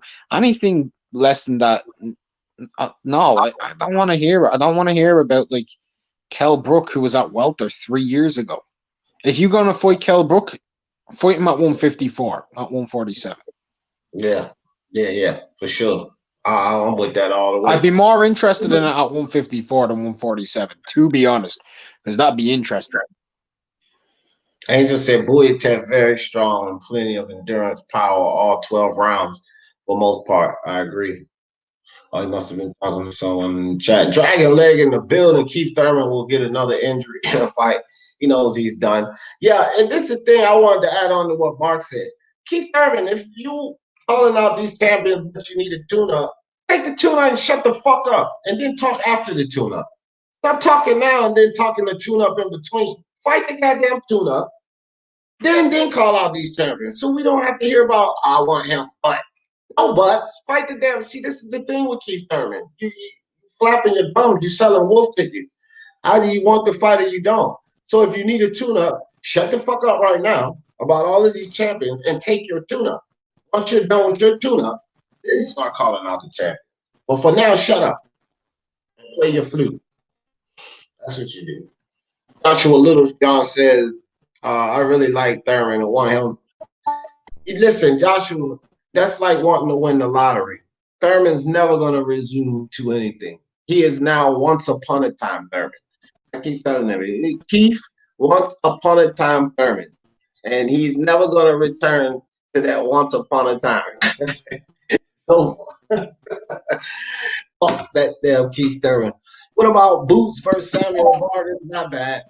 Not a big name, but a tough guy. Samuel Vargas is tough as nails. Let me tell you something. All of that goddamn punishment he took from Virgil, that dude is tough as fucking nails. That would be a good, tough fight for Jaron in his boots. I wouldn't mind. He went the distance. He went the distance and even dropped Amir Khan. Yeah, that would be a good fight, champ. I would like to see Jaron take on something like that. But again, like, are these guys? See, they want to sign, if even for a fight like that, they'll probably want to sign him for a 2 or 3 fight deal or something like that. So I think Jaron in his boots in his camp, they're going to have to realize they're going to have to fold because the route y'all trying to take without fucking signing any of these majors is just not working out for you, kid. You're wasting time. You're getting into a bunch of worthless fights. Good thing is he's still young. He's like 22, 23. So he's still young. But you don't want to just keep fighting these nameless, worthless fights, hoping that your number will get called. Sign the 2 or 3 fight deal. It's not like you're signing with them forever. You're not signing to buy a fucking home. Just sign the 2, 3 fight deal. Get your name out there. Get into some decent fights, and then move on from there. You don't have to re-sign, but you need to sign to something so that you can make something happen. Because the way you guys are moving, that ain't working. It's not working. So, you know, you laughing at Thurman. Yeah, once upon a time, dog, it's over. Marcus' shot wouldn't be a good win for him at this point. But no, it wouldn't, but it'll be a good fight for him. I mean, it'll be a decent win for him. What on his resume is better than Marcus? Fireball? Well, Sammy Vargas, he just had a fight with Virgil, right? And he also hurt Virgil. Yeah. Hurt him to the body. He hurt him to the body. Yeah, slightly.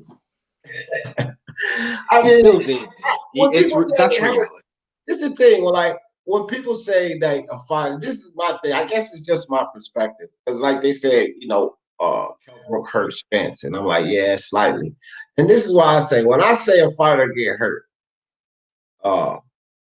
Terrence Crawford got hurt by Gamboa. Errol Spence got hurt by Emmanuel Lartey. Right? I say when a fighter get hurt, they're in some kind of trouble. I mean, Virgil backed off and he came back and punished Vargas. Spence backed off and he came back and punished Brook. So when they say, oh, he hurt him. Man, he buzzed him. He hit him with a nice shot. But I don't fucking call that shit hurting. That's just my perspective. I'm not saying that you guys are wrong, but my perspective is if you don't really put him in any trouble, I didn't see Virgil in trouble. Didn't see Spence in trouble against Brook. I saw Brook in trouble. Spence in trouble against Lartey. He rocked the fuck out of Spence. I seen Crawford in trouble against Gamboa. He hugged him like he was his girlfriend. That's what I call somebody getting hurt. Or if they get dropped in the canvas, they get hurt. But to give them a good buzz shot, it's fucking combat sports. I don't see that as them getting hurt. So that's how I agree. I agree with you, D. That's a good assessment. I think hurt is like when someone looks visibly in trouble or they're looking for a clinch or, you know, they trip and they kind of sit on the floor for a while. Right. Yeah, and I agree with your assessment. It's like the tier below hurt, whatever that is. You also have to keep in mind where you always have to consider the source. Like, let's be real. Like, a lot of people are just trying to push narratives. Like, they'll be like, oh, so and so went life and death with so and so. You know what I'm saying? Like, you know how many times I heard a Wilder fan say, oh, Anthony Joshua's been down. Wilder's never been knocked down. Yeah, he has. Your ass just became a fan of him. No, he got knocked out by Tony. No, your electrocution is red. Electrocution. Yeah. But we have to remember that this is a sport where two men go in there and try to knock each other's heads off. All right, even if he does get hurt, it's the hurt game. Yeah. I mean, I think sometimes none of us up here, but a lot of fans use like exposed and hurt too loosely. Oh, he was exposed, or yeah, he got hurt in this fight. A lot of times, to me, it's just that those terms are used too loosely. Because I see fighters have some difficulty in the fight, and then they win by unanimous decision, and because it went 12 rounds, a fan is like, "Oh, he was exposed in that fight." And I'm thinking to myself, how the fuck was he exposed? I mean, he faced some difficulty, some adversity. He got over him and won in a unanimous decision. How the fuck was he exposed? You always hear, "Oh, he was exposed in that fight," and it's just like I think these terms are used a little bit too loosely, in my opinion. That's all, you know. But that's just my opinion. Big Dan in the building. I genuinely seen people say Conor Ben beats Jaron in his boots. I genuinely think people are idiots. I'd love to see Conor Ben versus Jaron Boots Ennis. I'd love to see it. Can I tell you why? Yeah. Well, one, because I'm not in the same place Big Dan is, because he's part of the Matchroom FC hate squad. The reason I'd like to see Conor Ben versus is because I've heard people legitimately say Conor Ben could be a world champion. And I'd like to see these people watch him in there against a guy they've never heard of get his head taken off. Yeah. +4. Yeah, I mean, Conor Ben is... Because Conor Ben did go life and death with Cedric Payne-Odd, man. Now, that's not me doing that loosely. That's true. He went life and death in that shit. Yeah, but I was, like I said, I won't talk about none of us up here. I'm just talking about, like, the fans out there. Well, it was me who made the term hurt. I was using it as more of a literal description, that's all. Yeah, like, he knows his sports. Everybody's exposed. He's one of these guys. Not only is he a fan of the sport, I don't know why, because he don't know shit about the sport, but he ain't a boxing fan. He ain't a boxing fan. Fucking channel, and he talks boxing, so I mean, but everybody's exposed to him besides the black fighters he likes. Tank Davis has never been exposed. Let him tell it. Errol Spencer's never been exposed. Let him tell it. The Tarlos have never been exposed. If you let him tell it. Oh boy. Do you think Lubin is ready? No. Charlo beats his ass again. It's that simple. Hey D, you know what I think should be used a little bit more often and should replace so and so was exposed, like, because a lot of times it comes up like in a debate, but saying somebody was exposed is like going a little overboard. I think it's more appropriate to say, like, what you may want to take into consideration is this, because you're not like painting a narrative, but you're still getting your point across that, yeah, he still might lose to this guy because of this. You know what I'm saying? Like I hear a lot about Spence against Mikey Garcia, that he didn't knock him out. Yeah, he didn't knock him out, but really can't say he was exposed either. But you could say, well, like in the Terrence Crawford kind of debate, well, you may want to take in consideration that Terrence Crawford is a better, he's naturally a bigger man and he has more skill than Mikey Garcia. Yeah. I mean, it's all about perspective at the end of the day, and I just don't really, my perspective on it is different from most people, I suppose. I don't know. Exposed. It just takes more for me to say that somebody's been exposed or somebody's been hurt. Like, I gotta see them in, a situation where it's a majority or split decision against the guy, and then I would say, yeah, maybe he was exposed to something else. But if he beat the fucking man unanimously, like, what the fuck? He faced adversity and he got through it. How the fuck was he exposed? You know what I mean? Abel Ramos exposed Ugas. Right. That type of dumb shit. That type of dumb shit right there. Now, even with that fight, I put a video up after the fight. I said he rocked Ugas' ass in that last round, but It say nothing about him exposing Ugas. Like, stop that bullshit. He didn't expose him. He got his ass beat in a unanimous decision. But Ugas exposed that fucking fight. So how the fuck did he expose Ugas? Like, that's just silly. Can I use exposed correctly then? Yeah, sure. Boxing judges were exposed in the Ugas and Abel Ramos fight. Correct. All right, guys, let's move on to the next topic because we talked about Jaron enough. The next part of this live is about this motherfucker right here. Now, to me, Devin? yes, to me, the Gary Russell Jr. fight, which is not materialized, which I'm glad because I think it was absolutely worthless. I think this Gamboa fight is one step as bad. It might be just a little bit better, but they're both bullshit fights to me. It's, the worst of the worst two is the way I look at it. Like, fuck a Gamboa fight, Devin Haney. And now, see, here's the thing. I want people to understand this shit. The only validity that was being given to this Devin Haney-Gary Russell fight, that narrative came from the LDBC. I don't care. You guys were pushing that shit like it ain't no tomorrow, and it was a valid fight. And it was never a valid fight. It was never a valid fight. Gary Russell Jr. ain't built like that. That motherfucker in his camp know they ain't built like that. That's why they ain't taking this damn fight. They were selling fucking wolf tickets. Okay? And I think that they realized that, look, this kid ain't just no regular kid. They'll beat that little dude all around the ring. And that's why that fucking fight ain't happening. Gary Russell Jr., as far as I'm concerned, ducked that goddamn fight. Well, let's talk about that fight we announcing now, which Eddie Hearn came out before and said was looking toward a Gary Russell Jr. or the Yuriokis Gamboa fight. And when Eddie Hearn said that, I said that is two absolutely worthless fights. So I don't like the Gamboa fight. I think it's worthless. And even more than that, the fact that he's being backed by the fucking LDBC, to me, this is just nothing more than another Tank Davis situation coming about.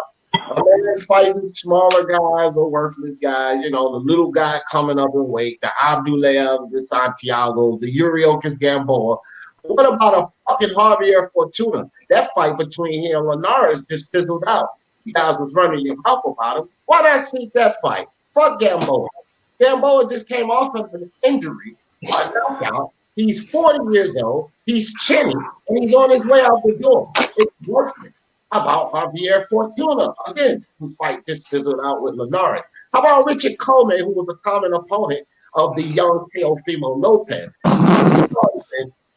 This nonsense going on with Devin Haney, and the fact that he has the LDBC backing him to validate any bullshit fight he gets into seems like another Tank Davis story happening right before our eyes. A very talented young fighter who's not doing or plan on doing a goddamn thing in boxing. That's what I'm seeing with Devin Haney right now. Somebody tell me if I'm wrong.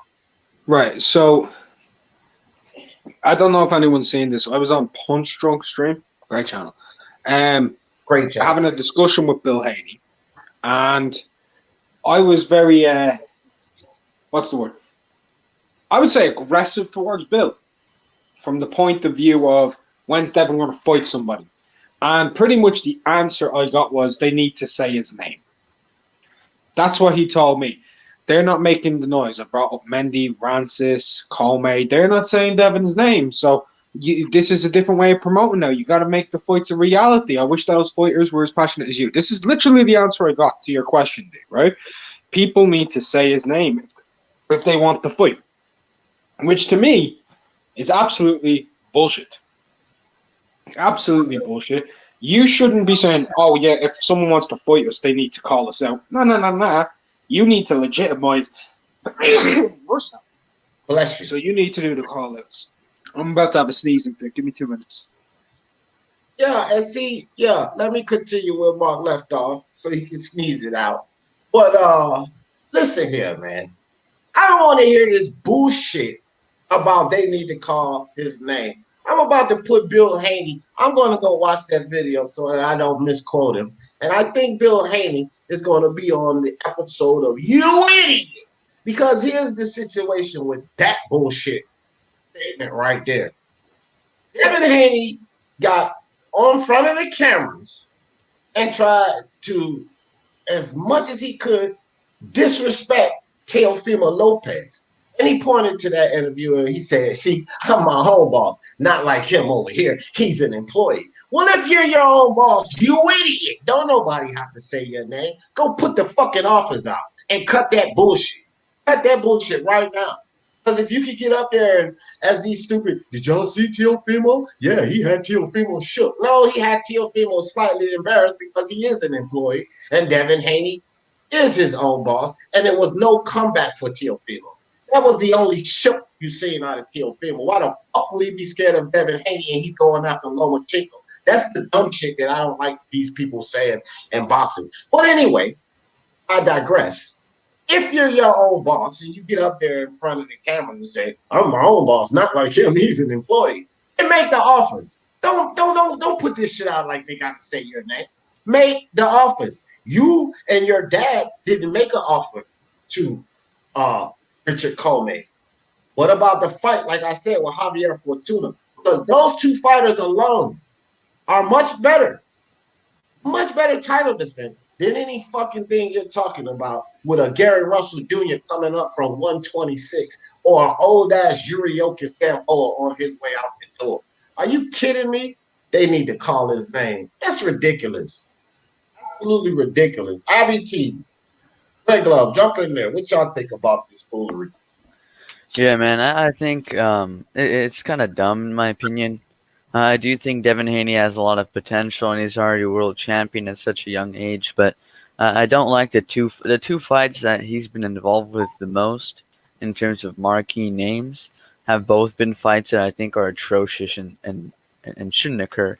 Really, the Gary Russell Jr. fight to me was being artificially hyped by a lot of people so that they could push Devin Haney fighting a featherweight, right? And the other fight would be Yuriokis Gamboa, who I didn't believe belonged in there with Tank Davis, and he was moving up.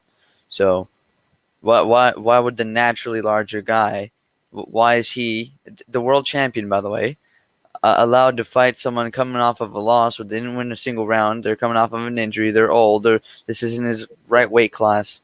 There's too many issues with fighting Gamboa and Gary Russell Jr., in my opinion. I'd rather he just fight a solid lightweight contender. But instead, these two fights are the ones that are being pushed forward. And I also don't like the idea that a champion needs to be called out in order to fight someone. Right, that's just foolish. Mark, you finished sneezing? Well, Yeah, I yeah, want to say it's- something real quick about it. Because I'm gonna get off after I say this. So, as far as like, oh, you gotta call my name in order for us to make the fight, that's ridiculous because to me it makes it seem like he is trying to make himself out to be a bigger deal than what he gotta be or what he is. I mean, like he's not Floyd Mayweather where everybody is trying to fight you, you know. And IBT brought up the fact that he's a champion. He's a champion, but we all know how he got that belt, and it has to do with Lomachenko becoming franchise. So he didn't even really like he earned his spot, but he didn't earn that belt. You see what I'm saying? Like he's basically a champion due to a technicality, if you really think about it. So I think he just needs to like I like Devin Haney a lot, but me liking him is not gonna make me want to give him special treatment. He needs to keep it real. He needs to try to make the fights that the fans want to see. He's not at that point where everybody is gonna call him out. He's just not there. But that being said, y'all hit that like button. If you haven't subscribed to D Jefferson, IBT, and Unrivaled Boxing Talking News, y'all take it easy. Peace. Peace, Red. Appreciate you, bro. I'll be back on in 2 minutes because I'm gonna find this clip for you, yeah. So that you can, I'll send it to you on Twitter so you can play it for people if you want. All right, I got you. Yeah. But again, like this Devin Haney foolishness, man. You know, he said Scott Brown said Heyman is not sending Gary Russell over to the zone to get embarrassed. Yeah, that's all he'll be doing. I wanted Devin Haney. That's why I said that I would have watched that fight just to see if he could shut Gary Russell the fuck up and make him retire. Because I'm at this point, especially now since he done ducked this fight with Devin Haney, I'm really sincerely tired of hearing Gary Russell's mouth and his stupid ass fans that keep crying about how brittle his hands are. Well, why don't y'all tell Gary Russell to shut up then? If his hands are so brittle and he can't do this and he can't do that, everybody's ducking him. Yeah, he don't say shit about Burchell. He didn't say anything about Burchell, but everybody's ducking him. You know, he's calling out the impossible. Terrence Crawford.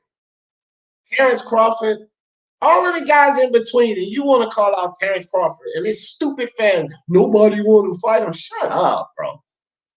This dude has fought 6 times in 6 years. And you guys are talking this silliness, man.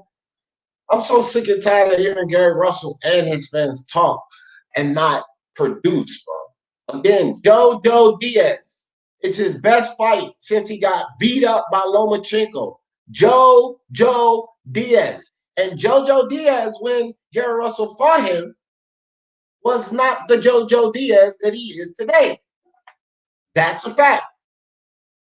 And that kid still has improvement. But when Gary Russell fought him, but that's your best name, dude. That is your best name since you got beat up from Lomachenko.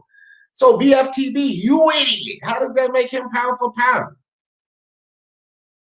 Our TBA, you idiot. How does that make him look like that? You guys are fucking ridiculous with this Gary Russell Jr. nonsense. Gary Russell Jr. is nothing but a wolf ticket walking. This dude is selling wolf tickets. He calling out names and ain't taking no fights. I'm with Scott Brown. Heyman don't want to send him over there to get beat up because that's all he'll do, get beat up. But Devin Haney, you idiot, you need to make something happen, man. No more of these weak title defenses. Because to me, he looking like another Tank Davis, man. That's exactly what he looking like right now. Another Tank Davis, fighting guys coming up in weight, fighting old guys on their way out the door, claiming you the greatest. That's what Tank did for the past 5 years. And you guys fell for that shit. I'm not falling for that. I'm not falling for that again. He has the same faction backing him that Tank Davis had backing him. The LDBC to push the fucking narrative that all of these fights Tank was in was valid. There was no valid fight Tank was in besides Pedraza. Let's get this shit straight. Check your Twitter. Shit about fucking Cuellar. Sorry, I just come in. I don't want to hear shit about no fucking Cuellar. That's fucking I don't beautiful. want to hear shit about no fucking Cuellar being a valid fight, fam. Pedraza, that's it. This motherfucker ain't did nothing valid but Pedraza. D, check your Twitter, bro. Oh, okay. And fucking Devin Haney is on the route to doing the same fucking bullshit. If he doesn't do something with himself, I'm gonna be 25 years old with nothing to show for him, just like fucking Tank Davis, because that belt, fam, was given to you. And if you're only gonna fight twice a year, you ain't got too long before you just like Tank Davis. That's just how I see it. All right, let me see what you got, Mark. See what we got. What we got is this. Oh yeah, Punch Strike ain't gonna.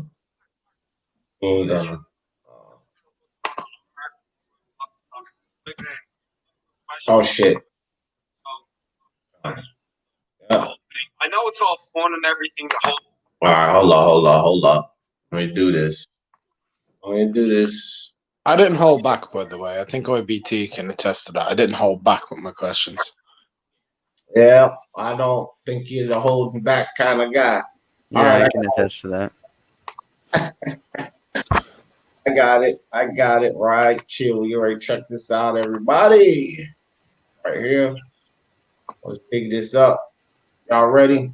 Oh wait, I gotta change that. Real mic. quick, shout out to Punch Drunk Boxing. Go subscribe, guys. This was on his stream for sure. We gotta plug the source, man. Yeah, no doubt. Shout out to Punch Drunk, man. Fucking subscribe.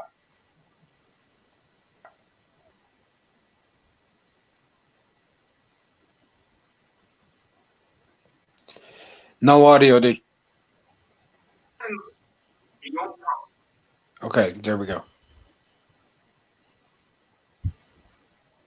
D, turn that up, man.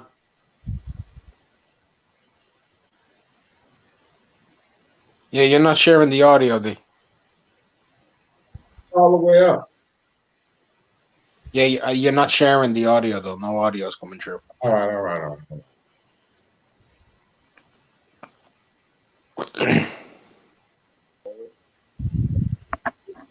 Strength has to come with some cojones. Okay, there we go. Now go back to the start. Ivan Mendy was never offered a fight. Mendy was never the fight and everything. But Devin's Mark, go ahead. yeah, yo.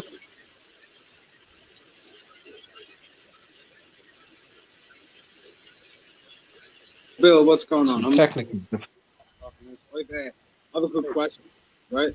So, I was wondering, like, with this whole thing, I know it's all fun and everything, the whole Gary Russell situation, Devin, the fight and everything, but Devin's he's a young fighter, he's got a belt. When's he going to fight someone who's actually his size with strength, when he's going to actually take on a tough competitor, not someone coming up one way or someone who hasn't proven anything at any level? When's he going to get in there with an Ivan Mendy so he can prove himself in the division to legitimize himself as a champion?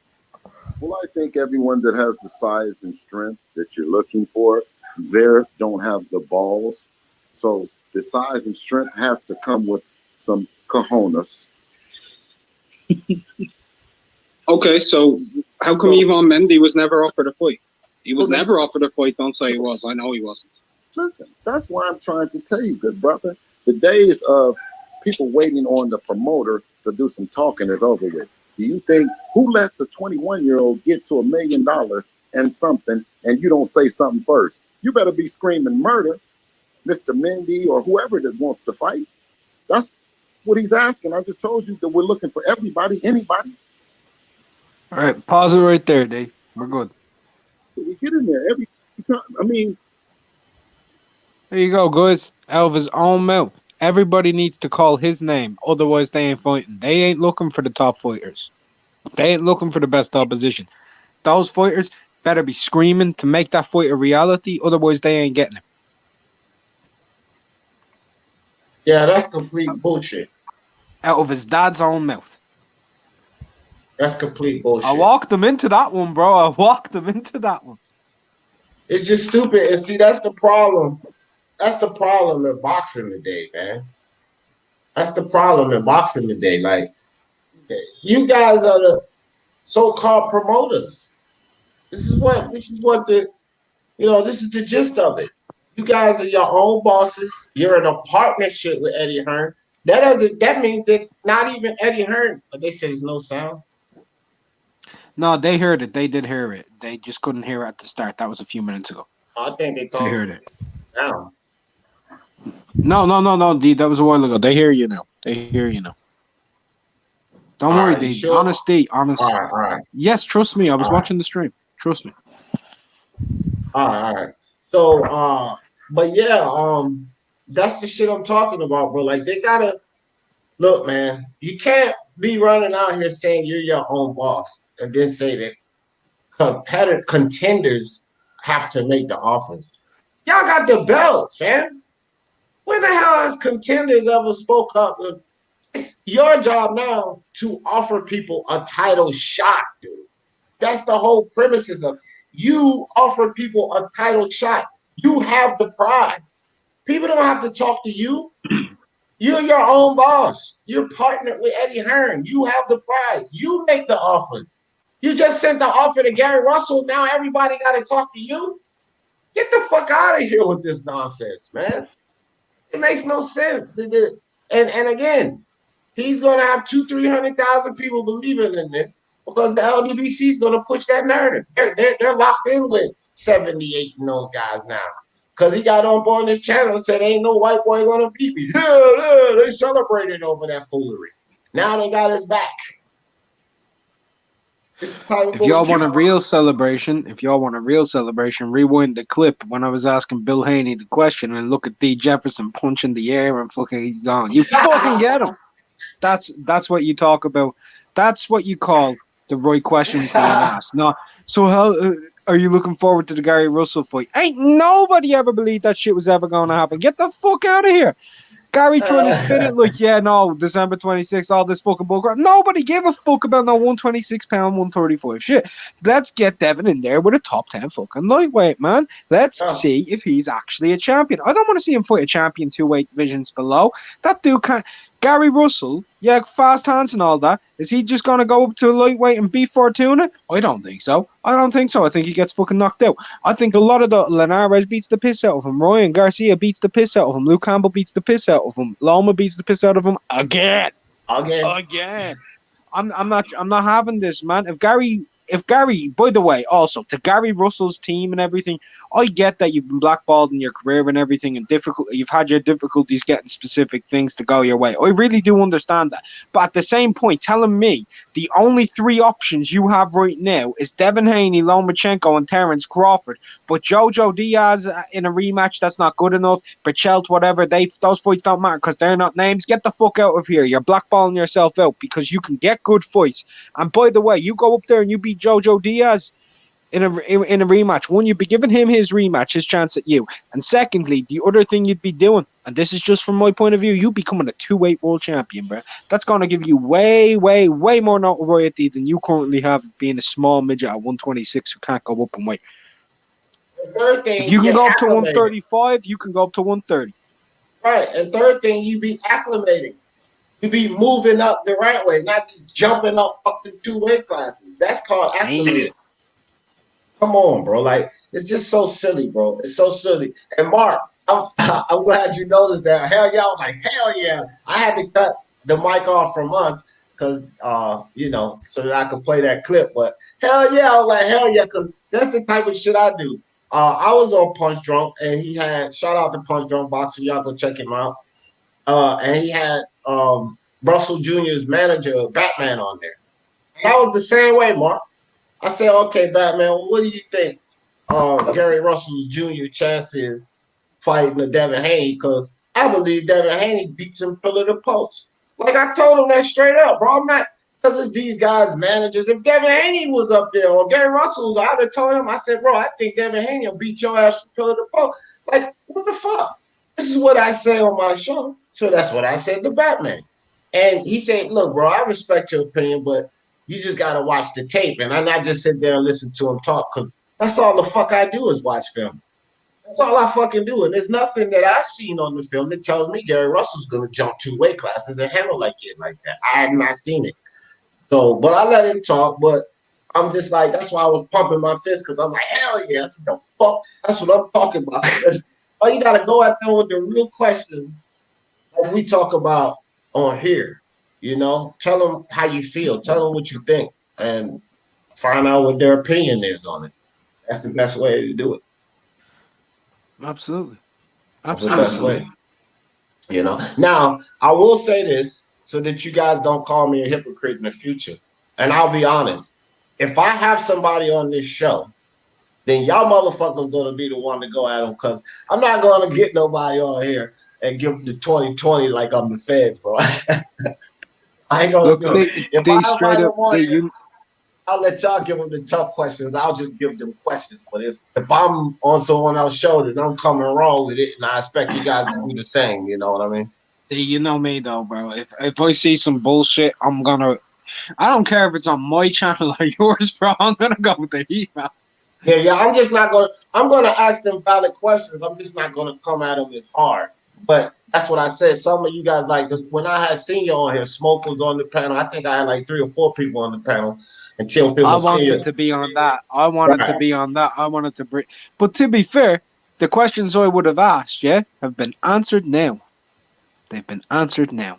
And I appreciate that. that. And the questions that everybody had to ask, I already gave y'all motherfuckers the answer, but y'all didn't want to listen to me. Well, they been answered now. And Teofimo ain't scared of no motherfucking Lomachenko. You know what I mean? Fucking Teofimo Lopez. Don't be talking that shit about my boy Teofimo Lopez. God damn it.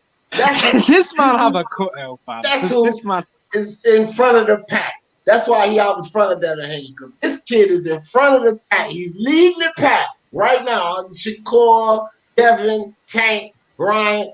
This kid Daniel Dubois. He's leading the pack. You know why I say that? Because he's getting ready to fight Lomachenko. Yo, IBT, have you ever noticed that Thee has that fucking cutout of Tiafimo on speed dial or some shit, man? He just Yeah, fucking press no, one definitely. button and that shit's up, bro. It doesn't matter what we're talking about, what's going on. He's got it hotkeyed to like 2 on his keyboard. Every time I press Thee, 2, just bring that shit up pops as fast as you can No, right now. that's not number 2. This one's number 2. Oh, okay. Teofimo is number Thee, 1. That's speed shift though, bro. Look at the speed he gets that up on, man. Yo. Wait, D, doesn't that violate your bet? What bet? No, that was 24 hours, and I won that bet. He actually did. He Yeah. actually did. The good news for me though is I didn't put any money on it. Yeah. It was just a friendly bet, but Yeah. they came in here egging me on too. I was like, nope, I ain't gonna Yeah, I do remember it. that. I remember that. I ain't gonna do it. I thought Who it was egged you on? Who egged you on? Oh, it was about 6 or 7 people that egged me on because they must have heard you made the bet. Browns on one was the first one. He said Teofimo is trash, D. I guarantee you by the end of that stream, the vein on Dee's forehead was fucking pumping, bro. It was like, No, look, I'm gonna tell you something even funnier, Mark. When I ended the stream, my wife was sitting here, right? When I ended the stream and got off, I was like, whew, man, they was fucking with me, trying to make me talk about wait, but did I say on air or did I say can you go 24 hours? Now you said can you go a whole day, and I said, okay, well it starts at 12, and 12 o'clock tomorrow is the deadline. That doesn't specify on air though. So after that live stream, you said the name Teofimo to your wife. But hold on. I got you right back because you didn't specify. Can't count that. Well, if I didn't specify, it just means can you go today? Well, I mean, hey, you ain't specified. You didn't know that. Nobody else. And actually, to tell you the truth, It's a no contest day. I'm sorry, overload. No, actually, I didn't talk about him. I said, whew, they was trying to make me talk about Teofimo. They didn't make me talk about him. And I didn't talk about it with her. I just told her. I want to go to an independent adjudicator. I want to go to an independent IBT. What's up, man? Independent. What's your thoughts? Do you think that he succeeded, or what you think? What you think? By the jurisdiction of IBT, I would say he succeeded. I succeeded, my man. You know why, Mark? Because if just mentioning the word Teofimo Lopez counts, then he would have failed on stream because he said, I'm not going to talk about, quote, Teofimo Lopez, end quote. Okay. Yeah. Big Dad says, I want to find the exact words because I want to see if the words I used were talk about or if mention. Mention. Yeah, I don't know. If I said mention, he lost. I'm going to find that thing. Yeah, I don't know. I don't get into the word play like you do, but if you said mention, okay, I'll give you that. But Big Dad says out of Lopez, Haney, Davis, Stevenson, and Garcia, I think Lopez and Stevenson will do the best. I think now look. I think Devin will do very well, actually. Yeah, I was about to say I can't even really say that. I only say that Teofimo's ahead of the game right now, but all of these kids have a high ceiling, so I really can't assess that right now. No. I think he's near his ceiling right now. If he can achieve from this point. He got about a year or two before he has to turn it around, in my opinion. But he's already achieved minor things. The multiple division champion, you got to give him that. If he gets his shit on board and he starts doing well now, then all of that stuff will be valid as he moves along. So Tank is at the edge, though. Like, he's skating on thin ice because he's 25 now, right? So, I mean, he's not 30 years old like Spence, and people are not giving up on him yet, right? So Tank still got a little time with him, but he's skating on thin ice. But these other young guys, I really can't assess that, Big Dan, because they all have high ceilings, in my opinion. Like, these are all pretty good looking. Fucking Dubois, he's in line with, we don't talk about the heavyweights, but he's a promising looking prospect. You know, I like this kid, Jaron Ennis. I mean, you know, he's 21. He's got a ceiling.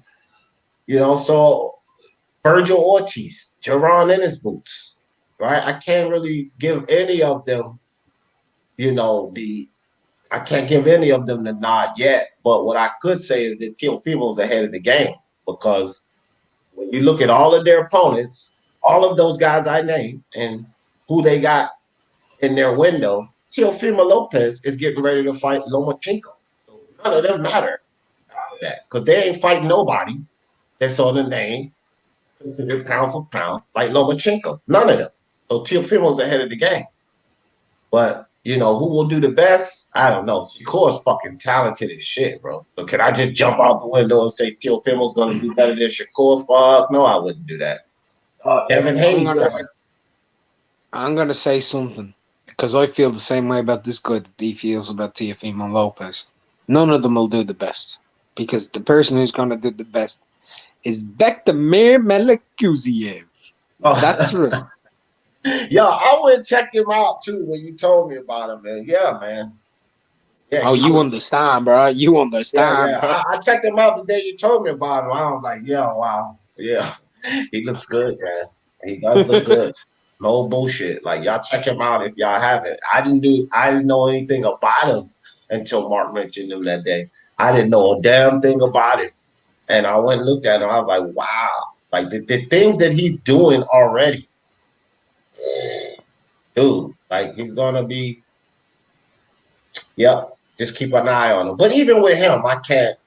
You know, we just gotta see. I can. I think he beats Billy Joe Saunders. Nah, bro. I think he beats Billy Joe Saunders and Callum Smith right now, bro. Right now, I think he beats them. I ain't fucking about. I really believe that. But look at who you saying you think he beats: Billy Joe Saunders and Callum Smith. These guys ain't fucking elite. I think he beats David Benavidez and Caleb Plant as well. Yeah, I don't know about all that. The reason I picked the other two names is because they're on the zone. But look at this, D. Look at my face right now. Look at my screen right now. You see this? This is the future. This is what it looks like when Arthur Beterbiev eats Andy Ruiz. That's what it looks like right on screen. You sound like L-Dog with Philippe Hergovich. Nah, bro. I don't think he beats fucking David Benavidez. I seen him, Mark. Now, I did look at him. Not right now. We got to see something from that kid. Imagine. Go ahead. Sorry. Go ahead. Imagine Bektamir unleashing on Benavidez's flabby body, missing weight, SMH. We'll see. Who got the reach and height advantage? Well, neither really. I don't think Benavidez fights using his height and reach like that. Anyways, he doesn't. He fights on box the inside. people like that. Yeah, he goes forward. Bektamir Melikuziev is the world-class version of the Revianchenko. We'll have to see. You will see it. You will all see it. This kid is gonna be the Don at 168, and he's the shortest of the fuckers too. And he is legit, bro. I know. I've been watching this dude 4 years now, 5 years through the amateurs, watching everything when he was just developing and he was already ahead of the game, fighting against the best fighters in the world where he shouldn't have been anywhere near that, just dominating at the Uzbek scene, getting through all the Asian games, going into the youth worlds, dominating everybody at youth worlds, going into the Olympics, picking up silvers at the Olympics, only losing to the best, I would say, the best at light heavyweight in the amateurs over the last 40 years, bro. That's it. It's the only people. Better be, I'm not bad. Bevo moves down to 168. Who wins? Right now? Yeah, right now. Right now. Your boy, right now. Bevo. My boy. Get the fuck. No, you going crazy. No, fucker. I seen it. I think he stops him to the body. Bevo don't like getting hit. Bevo not going to keep him away. He's too fast-footed. He's got faster feet than Bevo, man. He's way too quick. What has he done at the pro level, Mark? Come on, now you're not. What is this kid done at the pro level? I'm talking, bro. I'm talking on my eye test, bro. Okay, all of this is eye test. All of it's but everybody else got eye test. And I've heard you. What the fuck is he doing? Fucking come on, bro. Okay. Come on, dude. Unironically, he has 2 pretty solid wins. He's only got 5 fights, 4 KOs. Listen. I'm being serious. He's got 2 solid wins: Clay Collard and Von Alexander. Yeah. Wow. I mean, he's really doing it. Come on, man. This kid, B-Ball. Listen. Clay Collard's been destroying prospects, and he's the hottest thing right now. Clay Collard is a fucking MMA transition fighter. Stop And it. I know how about many Clay prospects? Collard. How many prospects has he defeated? Prospects. Wow. What is Bektemir Melikuziev? He's still a prospect. But that's what I'm saying. So He's only 24. Okay, why are you talking to me? You think he beats B-Ball right now? Not Bevo, but I do think he's got a chance. Why are you talking to me? Why are you talking to me? I say because I agree with Mark. Because I agree with Mark on his overall stance. Do you think he beats Bevo right now? I already said no. Okay, why are you talking to me? Because I just say he don't beat Bevo. That's all I said. So why are you talking to me? No, you said he's going overboard. That's what I He did. is going overboard if he says. Yo, hold on. Let Let me talk. Let me go. Right. I'm in an argument that I cannot prove. This is where you're picking an argument that's easy for you to just say, well, this guy's proven this guy is, right? whenever you're talking about prospect and hyping them or having a belief, it comes down to pure eye until they get to a certain level. Right. So any point I make won't matter. Do I believe that he could beat Bivol next? Yes. I actually do believe that. Maybe people will say I'm crazy. That's fine. People thought I was crazy when Golovkin was in the amateurs, and I said, Triple G, this kid, Golovkin, I literally told him as an amateur, he will go on to be a pound for pound one of the most dominant middleweights of his entire era. And people told me I was talking bullshit, and he went on to do so. Okay? When I first saw Regendale years and years ago at the first Olympics I saw him at, I said he'd be special in the pros. He would make people look stupid. People would duck him like the plague, and he went on to do so. I've been saying this about Melikuziev for a very long time. I said he was going to blow through the motherfucking heavyweight division like it ain't no tomorrow. When I first saw Pernell Whitaker, I said, that motherfucker's going to be a motherfucking certified beast. When I first saw Oscar De La Hoya, I said he's going to tear through boxing. Like, I get it, man. Get it. I can give you as many. But here's the thing. Hold on. My turn. Hold on. I get it what you're saying, but I can give you the same visions that I had about other fighters. I get what you're saying. But, Mark, I will say this. You have no more validity than I have with Teofimo beating Lomachenko. I have no more validity than I have. No more validity. None. But still, I'm entitled to it. And I think Teofimo's within a reasonable chance of beating Loma. I do. You've heard me say that. I think he can beat him. But I just want to say one thing when it comes to Melikuziev. I've watched more fights of him than anybody who's not part of the Uzbekistan fucking amateur team. That's all I'll say. I know this kid like that. No, I've been watching him since 2013. Yeah, but to be fair, you've watched more boxing than anybody I know. So. No. Just this one guy. I actually think. I mean boxing in general. Just on this one guy. I've watched more fights of this one guy in the last 7 years than I've watched of nearly anybody else. Just specifically me.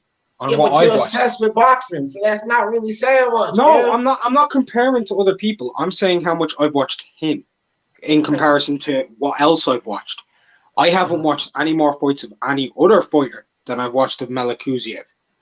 Great. I don't give a shit. That motherfucker ain't beating no damn B-ball right now. That's just my opinion. B-ball's do you know what? Melicuziev's more valid at 168 than B-ball because we don't know what B-ball will look like at that weight. True that. True point. In fairness, he could be very drained, and those body shots would have a massive toll anyways. I can't imagine plus being weight drained. That's true. In fairness, he could not. He could fit right well, too. Yeah, good point. I'm surprised you didn't bring up Paddy B. Canelo. I think he purposefully didn't do that. Yeah, nah. Teal's dad crying over stolen sparring. What are you talking about? What does that mean? Over stolen sparring? They took my sparring, bruh. Does he say some stupid shit like that? I have no clue. I don't even know what sport the guy's talking about. Yeah, Loma whooping that ass. Man, Loma get knocked the fuck out in the 7th round, sporting advantage. Teofimo Lopez is gonna knock Lomachenko the fuck out. That's my response to that. Have you made any monetary bets on that thing? Yeah, already. It's already in. 7th round. So I got 2 bets. 7th round, I got 2 bets. They parlayed in. I got 7th round, and then I got the group betting with 7. Already locked in. Teofimo Lopez is gonna knock Lomachenko the fuck out. Yes, sir. On Bovada already, buddy boy. I got If he do that though, that's great. That's great. If he loses, it's also great. I'm gonna say why. I hedged the bet. I hedged it. I got Lomachenko by decision on another ticket. So Let me just say one thing though, real quickly, before you go off. I think no matter what, this is great because it's great to see a person, one way or another, say, I'm going to fight Lomachenko, I'm going to beat Lomachenko, blah, blah, blah, whatever, right? It's great that someone does that for years and actually does it, actually goes in and fights the man because you don't see that. Everyone's clout chasing. He wasn't clout chasing. He was looking for the fucking fight. It's good to see something like that because that's old school shit. Calling a dude out and then taking the fight. yeah. That actually happens all the time, sporting advantage. People still sparring footage. If that's what you come out. Yeah, I don't know why he would be crying about that. Make sure you got the right people in your camp. Make sure you spar the right people so that shit don't happen. But that shit happens all the time. So nothing for him to cry over, but it is what it is. Yeah, sparring, leaked or stolen. That shit always happens. Ain't no big deal anyway. If they stole sparring footage, and okay, so what? Lomachenko gets to see Teofimo sparring. It ain't gonna change anything, man. He gets to see some of his tactics. And what? If Teofimo good enough, he's going to knock him out anyway. Exactly. So, that's, to me, no disrespect to Senior. He knows I love the guy, but that's like a built-in excuse to start talking about some shit like that, right? Then after the fight, if he gets beat, well, somebody stole the sparring, man. Come on, don't even start talking like that because building up an excuse is not going to look good if the kid loses and you even come out with that information. It's just a built-in excuse. So I'm not going to advocate for that bullshit. Look, at the end of the day, I've seen sparring footage of Lomachenko. Ain't no way they haven't if I've been able to see it. Right. If I've been able to get my hands on Loma sparring footage, they've been able to. Right. So, neither here or there. Hey, shit. He's looking good in sparring, though. They both are. They're both looking very good in sparring. And they're both fighting good guys. Sparring with very strong competitors. I'm liking it. They're taking it seriously, both camps. Yeah. So, before we go here, I want you two guys, Devin Haney and this fucking Yuriokas Gamboa fight. Jaron Ennis boots next opponent. Give me some closing thoughts. Who, me or IBT? IBT, give me some closing thoughts. Jaron Ennis boots next opponent and what you really feel about Yuriokas Gamboa as a title defense for Devin Haney. Yeah, so for Jaron in his boots, really what I want to see from him and his next opponent is someone who's actually there who thinks they can beat him. You know what I mean? I want an opponent that's solid, someone who's respected. They don't even have to necessarily be coming off a win. For me, Joseto Lopez, Ramos, Butayev. Butayev won't, but those types of fighters would be good for me. I understand he's developing slowly.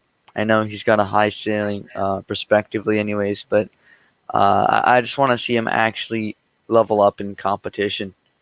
Someone top 20. Facts, yeah. No doubt. Well, IBT, appreciate you coming on, bro. You're always welcome.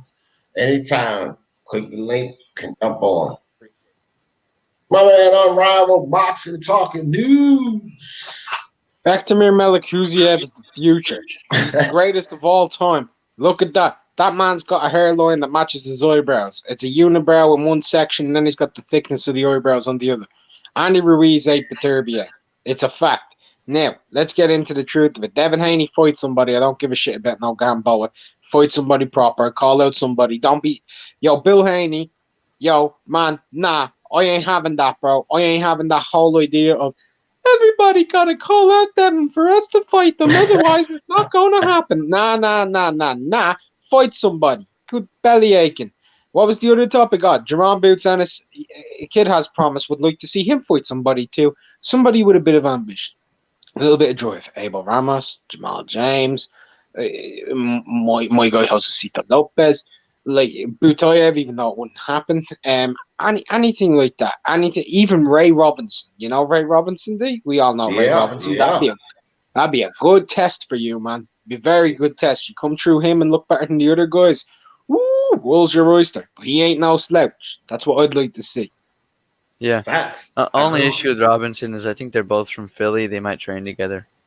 I don't give a shit if they train together. I don't care if they're fucking gay lovers, bro. Get in that ring. I want to see some fights. Hey, man, Ray Robinson's been a tough fight for everyone, so I agree with that. All right. Well, I'll tell you like this. Jaron Ennis boots Terrence Crawford. I said it in the beginning, and I say it again. If you can't fight Sean Porter, you're not getting Spence anytime soon. Why the fuck not? Because personally, I'd rather see him fight prospecting Jaron in his boots before I sit and look at this damn Brook fight. I have no intrigue in that Brook fight. I have some level of intrigue in him fighting this kid. Although I still think Crawford wins, I still have some level of intrigue in that fight. Which the Brook fight is absolutely worthless to me. And to tell you the truth, I don't really want to see that fight because I know the outcome of that fight. Terrence Crawford is going to beat Kell Brook. That's the outcome of that fight. When it comes to young Devin Haney, you idiot, Gamboa fight is garbage. Gary Russell Jr. fight was garbage. And I don't care how much the LDBC tries to validate these fights. They're garbage. You are a champion now, young sir. You're no longer a prospect. You're a champion now. And you need to compete, fight, and win as a champion. And that's what I got to say about these two guys. And y'all know how I always in this thing. For the love of sports, let's talk about it. Peace.